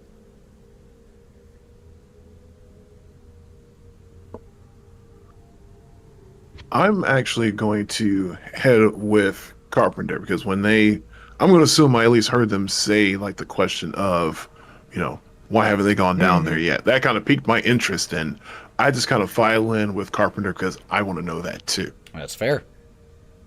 Charles, Reese, Wiz. Reese is also gonna go with Holliway Got to it. approach Valdez to try and get a plan set up. Okay. So we got 2 and 2. Charles will follow all the doctors. 3 and 2. Wiz is going to go around asking for spare stim packs, spare C4, and I will trade some of my 2 ammo clips I have left to whoever one of these soldiers, if they have like a C4, explosive, something that will make a kaboom, to try to do a trade. All right. I'm just gonna just walk up to each one. I can make something explode that that hurts. Can do you have it looks like Play-Doh that's gray. Do you have some of that, please? So after you inquire, you find out they do have a small stockpile of weapons, explosives, and things along those lines. However, they are jealously guarded by the Marines who stockpiled them. Oh, that's why I'm offering to hand my. What could you? I I'm wondering what you could trade that would be of equivalent value to the defense between them and those things. Oh, I've got. So if you can trade something of comparable Freeman value? gave me all his stuff, and I Uh-huh. know Freeman had at least, 2 mags left on you? Because you fired 1. I fired 1, so I've got 4 magazines, because I also fired at least once. 4 magazines worth of that, plus the gun itself. Okay. The SMG? Yeah. The Marine with whom you're speaking is willing to trade you for all those mags and the gun, since you were looking for explosives, 2 frag grenades. 2 okay, I'll take it. So that puts me up to 3. Sweet. Sweet. I'll take it. I'll take it. Okay. Frag grenade time. Actually, because since mine is connected to what he's doing, Mhm. can I go ahead and interject? Sure. I'm gonna go to Valdez with Reese, and all right, you want to send us after your boys, and I feel severely underpowered. I'm gonna need something if we're gonna go down there. Hold on one sec, actually. Let me see. About to be like that scene in The Matrix where the rows of guns. It's come not out. quite that much. This is not quite like that, luckily. Do you have a J.J. Abrams tank in storage, perchance?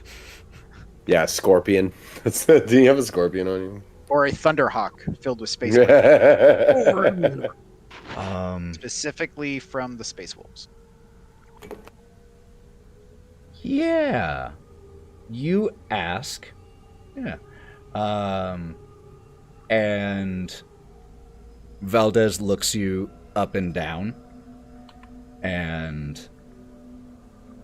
Oh, wrong sheet. Hold on one sec. Just need to pull this up.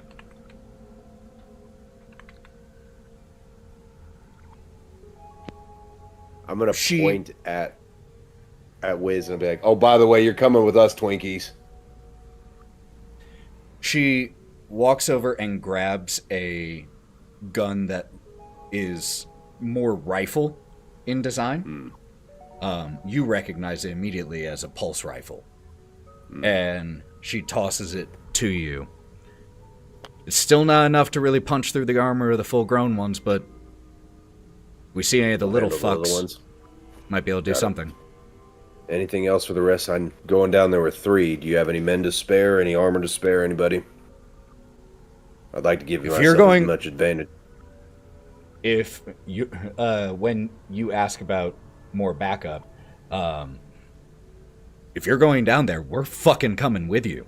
And there are 2 Marines at her back, one of which is the one who shot a few holes in the ceiling not that long ago, and just needlessly, takes the magazine out, slaps it in, gives a, been fucking waiting for this. I like where your head's at. I like that. By the way, can you have your boys give Twinkies over there a couple pieces of C4? He's good with bombs. It's really what he's good at. Yeah, we can probably spare 1. We only have 2 explosive devices, not counting grenades, 2 of the bigger ones. But if it's to save the reactor, yeah, we can spare 1 of those. And as we see them going to retrieve this one, so you would have an explosive device and detonator, we cut over to the 2 doctors and Charles approaching and speaking to Dr. Edam. And they look at you. So are you going to the lab or not?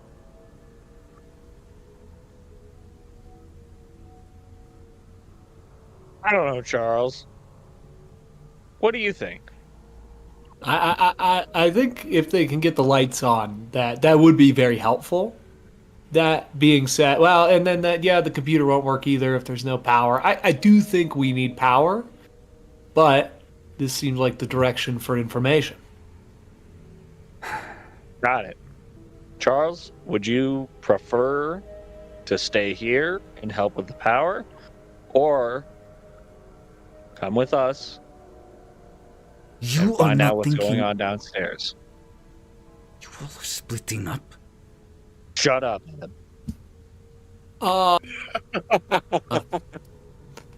Well, I think considering that I do want to see these creatures, I'd like to get a good look at them. I might hang back for the lights. The 3 scientists going on a mission, it never goes well. I trust your instincts. I do, with all faith. Charles, go with your gut instinct. I know you don't have a gut, but go with it. I'm gonna let you guys go. The way I'm seeing it, Charles, this is a one-way ticket. But that's just for me. I have a lot of guilt speaking right now. I have so much frazzling going on right now. Of But course, there's it's a one one-way thing- ticket if you let all the people with the fucking guns go Shut somewhere else. The fuck up, Adam. You son of a bitch. You son of a bitch. It feels very irresponsible to let you do this. But I know I can't stop you. Irresponsible. I've been irresponsible this whole time. It's true. True. I have gone me with go. you on a lot of these missions. Let me go. I'm gonna let you go. I'm gonna stay back. Now.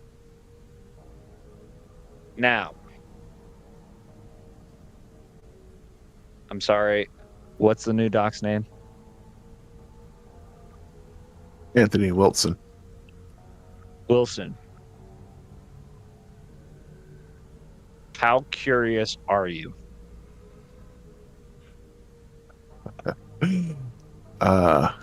Let's just say, to quote an ancient movie, just because I could doesn't mean that I always should. I am curious and want to know what is going on, but I know when to stop. And then I look over, and clearly, some don't. Mm-hmm. Now, Wilson, tell me, what does your gut feel in this circumstance?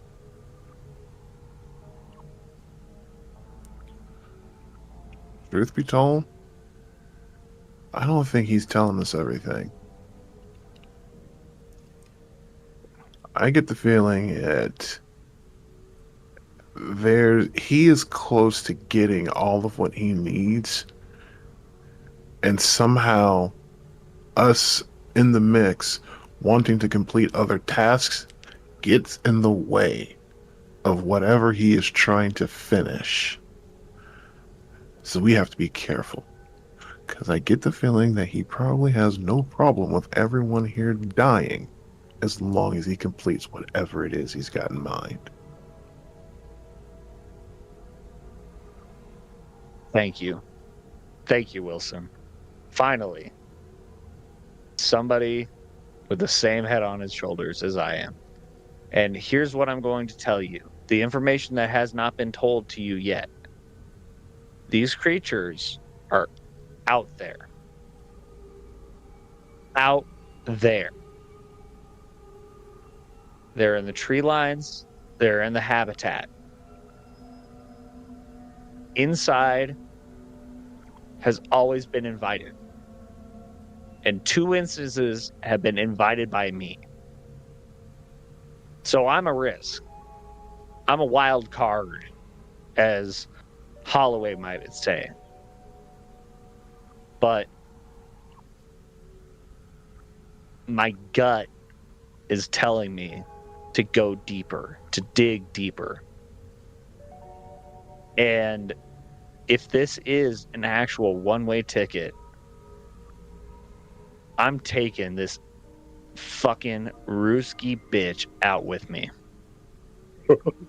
So, You have lost your fucking mind if you think that I am going down Did there you and find ended yours? up like Did you Dr. have one to Ziegler. begin with? Did you have one to begin with? You're not allowed to speak.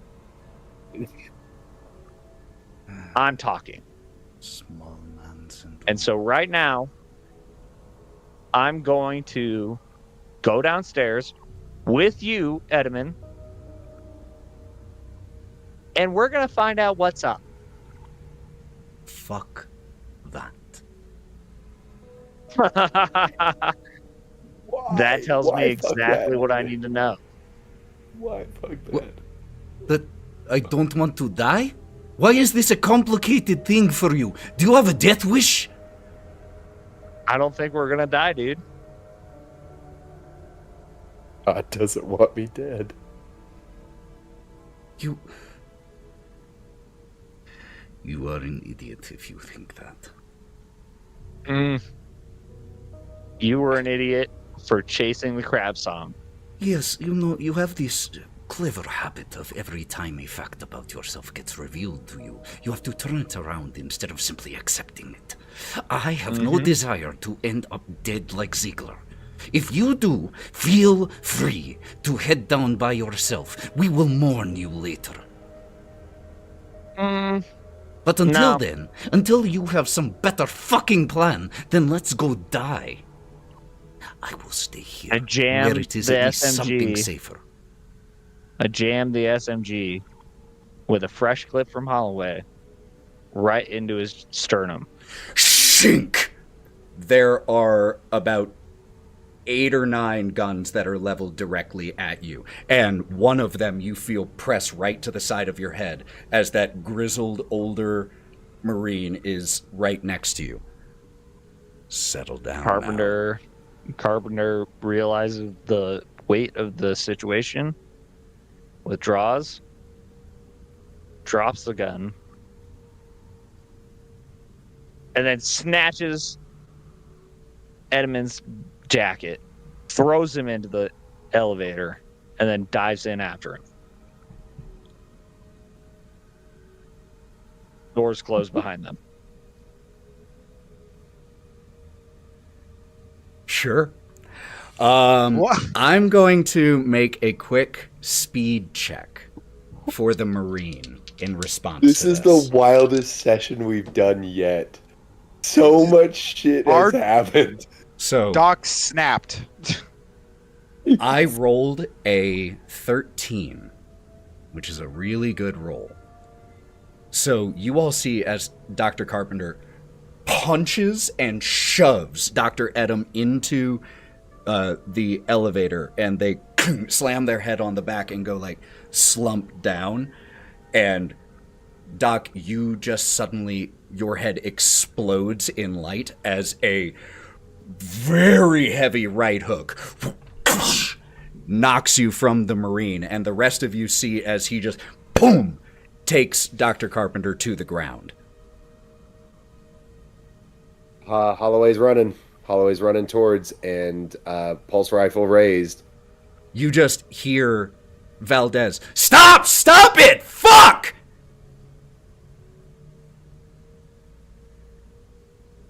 And the Marine who had the pistol has, like, he had switched it over to his left hand, and he just lets it dangle loose, hands up. And then once he gets the go-ahead, he'll slowly reholster it. I'll drop to the ground and start trying to tend to Carpenter.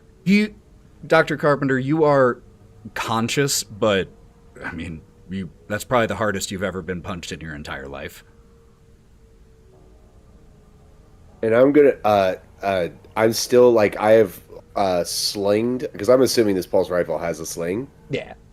Sling the rifle, but I am up in this Marine's face, and what is his rank? Does he have a rank? The one here, actually, he does. Give me just 1 second. Sergeant. Is Staff Sergeant higher than Sergeant, guys? My two military. Uh, It is? Yeah. Do you, I'm a Do you double mind? check for you. do you mind telling me what you're doing, boy? Diffusing a potentially violent situation, sir. What were you With doing? more violence. I was about to go to the reactor. And I'm like, I am in, like, he can smell all the cigarettes that I've had over the course of the last 24 hours. Like, I am nose to nose with him. I was like, you hit one of mine one more time, boy. I will fill you with so many bullet holes. We need to keep this peaceful. Agree on that? And without backing down, he simply responds right to you. Are you going to tell me, sir, that I did anything improper or failed to follow protocol in diffusing a potentially violent situation? Holloway is going to begrudgingly see his logic. And I have charges that I must protect. So my protocol dictates otherwise. So it seems like we're at an impasse. I'll take care of mine, you take care of yours. That sounds fine to Right. me, sir. And I'm gonna look down at Carpenter, and like you're gonna see Holloway's conflict of like he absolutely endorses everything that Carpenter's done, but at the same time he has to look like he's impartial to it all. Like It's like when you he's know just- you're supposed to be upset with your kid. You're like, that was actually Yeah. pretty cool, but no, you shouldn't have done that. We're BFFs, but yeah. sometimes your job has to take precedent. Yeah, so I'm gonna do like the forearm grab like this, and I'm gonna pull him up to his feet. And I'm gonna, as I'm going back to Valdez, I'm going to in Carpenter's ears like, that's a damn good punch. Like, cause I'm gonna see the other. I want to go back to Valdez. Okay. So after he does that, and I kind of hear the damn good punch there, you don't actually see me kind of like faking like a punch or something like that. Like absolute nerd behavior that I don't do anything physical. So I'm just like, Ooh, that's how a punch goes. and I'm like pretending to stick and move and everything like that. Like I'm pretending to box. But Incredible. Oh, that's how But- Wolverine I slashes. was like, oh, that's so cool. But then I do look back over to the elevator. Did the elevator actually close and go down and carry him down? No, it needs to be activated. I mean, what elevator functions when someone walks through it? Okay, You know, you gotta press I a can button. remember Alright, if, I yeah. want to So be- Oh, we does can get the Army? buttons Do, done. I see Like one of my our. COVID. I see one of our more knowledgeable people is like the Army does. Well, then you all are cool and cooler than this base. Okay. It has a key card and it has buttons. Well, It has protocol. as Reese somebody, just walks up, button. yeah, it It's wouldn't every move level. because even Christmas a trees. standard elevator would just return to whatever its idea of the first floor is. So whatever its home floor would be, So, which would probably be. Do Speaking- elevators have ideas? speaking That's of a Philip the K. Dick story right elevator, there. what you do see is the Sergeant Yang, walks over and lifts the doctor up, and they rub their jaw a little bit, straighten out their coat, and keep well to themselves here for a little bit, along with the sergeant. Yeah, you shut his ass up.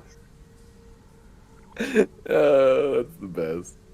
I'm messing. getting dragged away with Holloway, and Dr. Carpenter shouts one thing, and one thing only. Why are you trusting this guy? He fucked everybody else. Why doesn't you think that it's gonna fuck you too?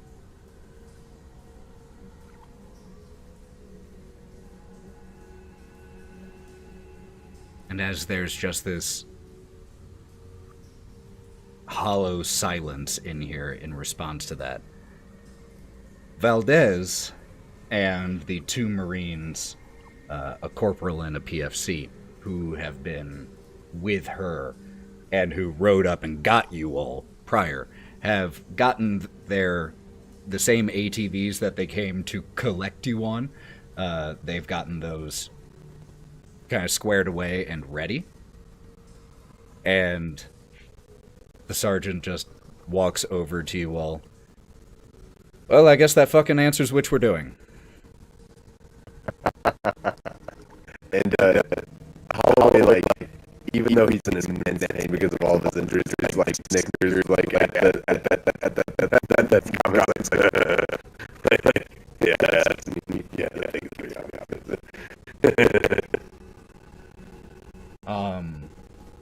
And the Valdez looks over at the other two Marines. Novikov, you good? Just revs one of the engines in response. Pedro, ready? Fuck yeah, I am, boss.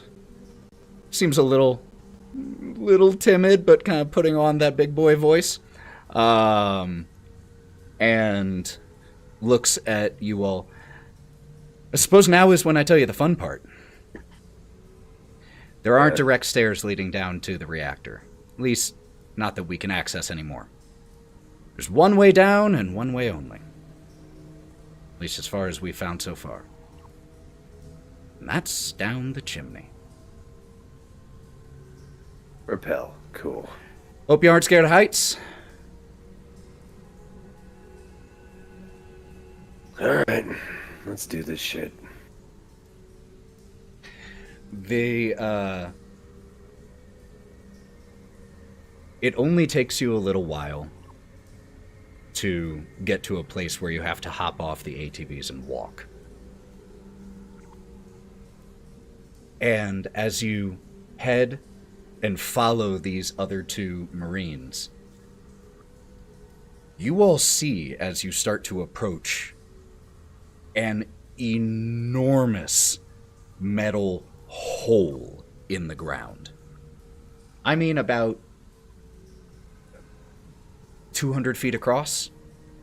Jesus. And as you all hopped off the ATV, the Marines grabbed rappelling gear and have just been in the process of checking things, checking clips, getting everything prepared. Novikov is just loudly chewing gum and is just in the best mood before this mission. Just checking on different things, making sure everything is fitting. And as you follow the direction that Valdez is leading, the flashlights going around checking corners, you approach the edge of the chimney. And you see that it is a drop into pure darkness. Well over 50 meters, just judging by where the flashlights occasionally hit.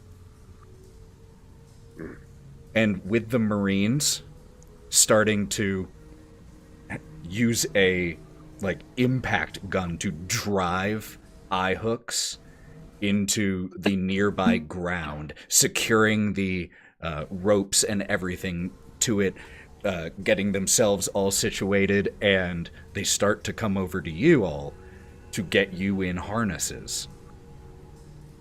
And I need everyone to make me a fear save. Just a reminder, you're near androids, so those of you who aren't androids, this is with disadvantage.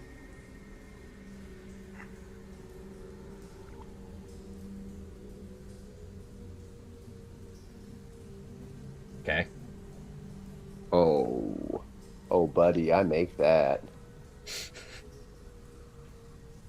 Oh, buddy, I made that. All right, who all failed? Hell yeah. One failure. The rest are successes. No, I failed. Okay. Yeah. Finally, I take a Wiz licking. Fail. A solid 76. And Dr. Wilson fail. All right, so I had a 26 and a 10. 26 and a 10? Wait, what? Yeah. Holliway. What does that mean? He rolled Oh, a wait. disadvantage initially. Oh, Wait, the disadvantage. is it- Yeah. Is it I rolled a 4 in it. the two D10s or D100? It's a D100. Yeah. Okay, yeah, I failed. I failed big time. Yeah. D100, and like I Not said, quite a 90, but not quite an 80. it is disadvantage for those who are not the androids. So, I want you all to keep that fear result in mind. But you get secured. Each one of you latch to an eye hook, and Novikov is the one who does the final checks on most of you, and he's just loudly smacking his gum. Oh, you'll be fine. And like whenever one of you is looking nervous, like pats you on the cheek or like just gives you a punch on the arm. And once he's checked everyone, he goes to his own, secures himself. This is gonna be fucking fun! And jumps back and drops out of sight. The rain just spilling down in a waterfall over the edge of this chimney and running along the metal walls. Oh yeah, he's not going to be a liability. I do the same. Whee! Dropping down. Is anyone not coming down, just out of curiosity? Well, I thought I was out. Well, so rolling the fear save doesn't automatically mean you can't do it. But do remember that if you failed that save, that is a stress point, and that fear response may be relevant later in the climbing. But you are still physically capable of doing it. It's just stressful as hell. Okay. I zip down without, belaying or anything. I just dive in. Just in response to the fear, just jump in. Just barrel in. Okay. I love the idea that this Like, doctor is slowly skydiving, becoming a even though marine. there's a cable to my hip, Just through stress. and we're going down a cave. I'm just like, fuck it. Fuck it. Okay. So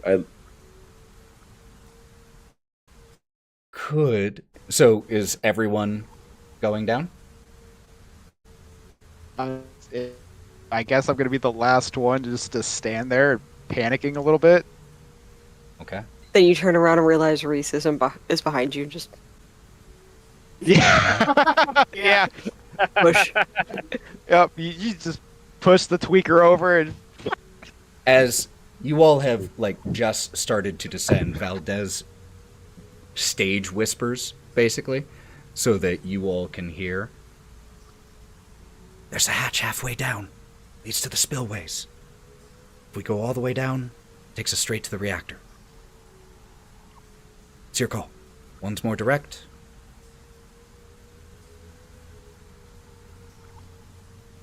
Carpenter's like wall running all the way down. He doesn't even hear any of this. Ah, shit.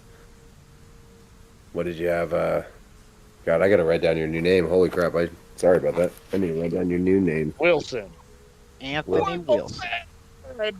Oh, I forgot to mention to you all, but this is relevant.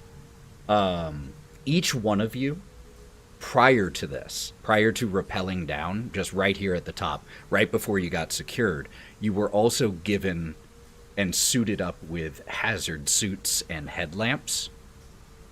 The hazard suits are for the radiation. And as part of the process, when Novikov is securing you all, he lets you know, don't let it fucking get cut, eh? Wouldn't want that getting in there. All right. To be determined, but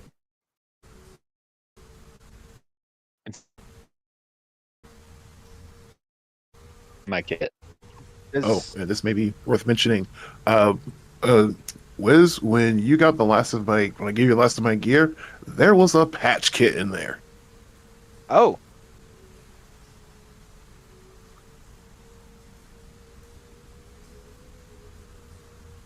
So I assume we're going straight down because Doc Carpenter went straight down. That's true, but there would eventually be a limit where you'd have to start slowing down.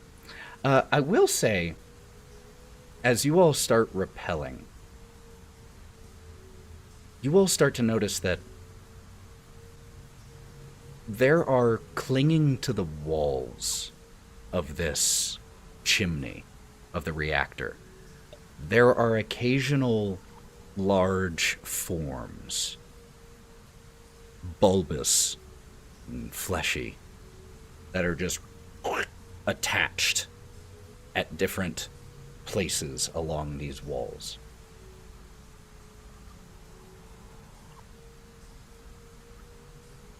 I'm gonna slow down Okay. and start to sneak check. Noted, so you're slowing down. Yep. Dr. Carpenter, I see your hand. I am still running blind. Dr. Carpenter has a death wish at this point. Got it. He's somehow been unscathed, hurt, and killed other people. Doesn't care.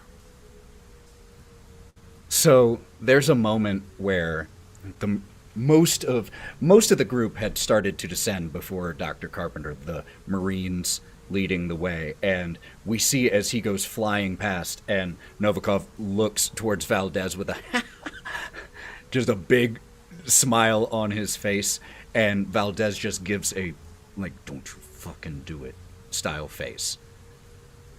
And as some of you start to slow down, to move quieter, the end of your line eventually forces you, Dr. Carpenter, to slam into the wall. And those of you up here see as Valdez and the Marines just look down at this loud echo.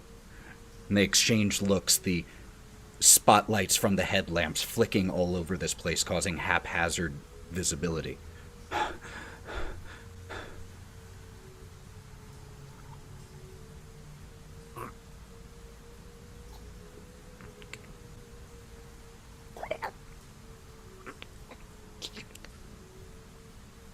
And as headlamps flash the direction of this bubbling, grotesque sound, we see as one of those large bulbous shapes is splitting open, and legs are climbing out.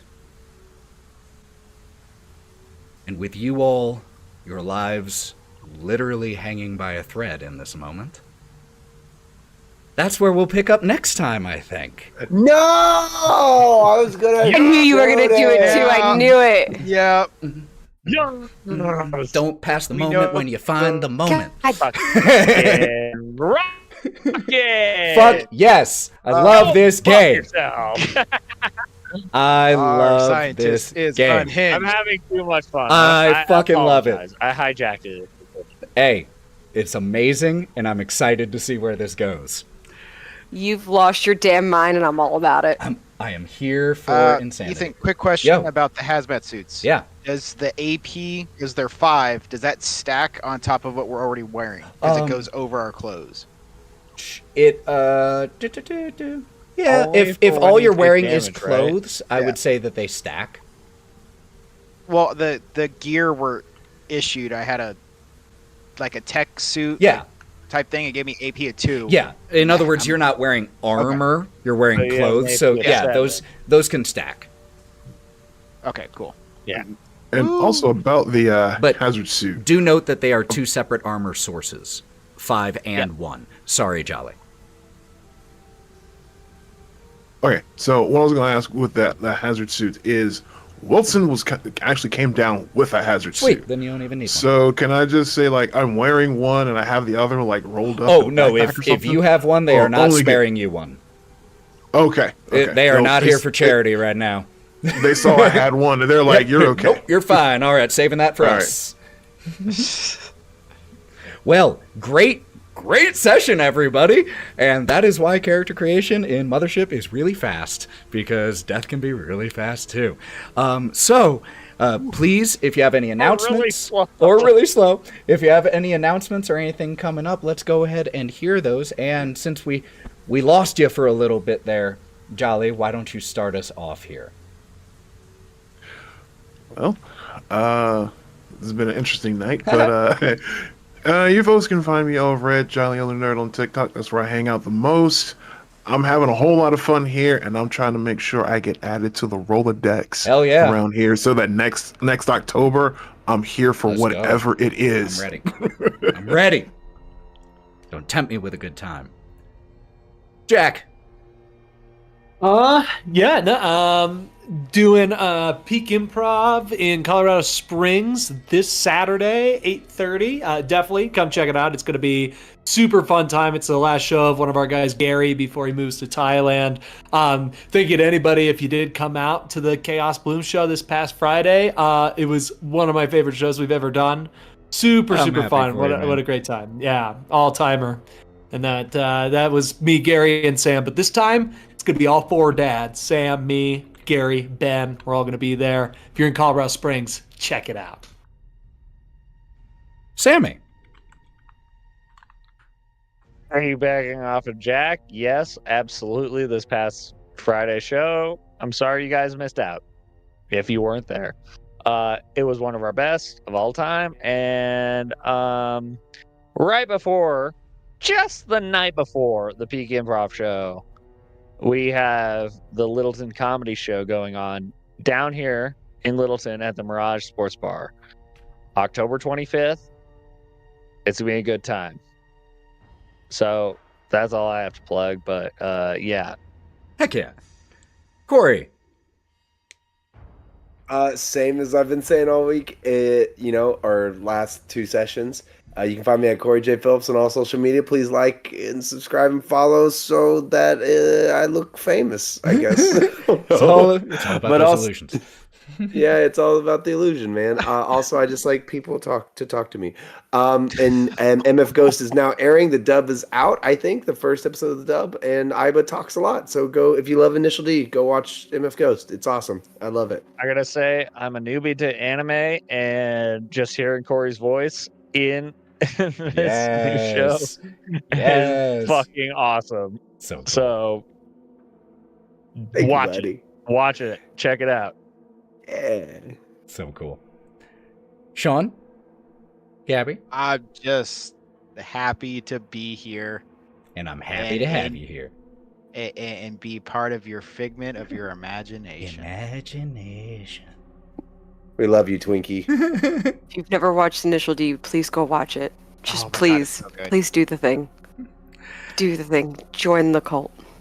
You want to be really disturbed? Listen to Cory and Fire Force. Yeah! Fucking love Fire Force. We did. Season- Yeah, Fucking I love stopped. You did a voice of Fire Force? He Yeah. did, and it's not the one you would think. We deep dived it. It's fine. I did a deep dive because after hearing Cory talk, and I was just like, why does now that the register is there, I was like, why, and then I was like, you need to see what he did. I love We that have show. a Titan in our presence, an Attack on Titan. I love Fire Force. Well, You're making me blush. and I'm an IMDb nerd. I didn't see it.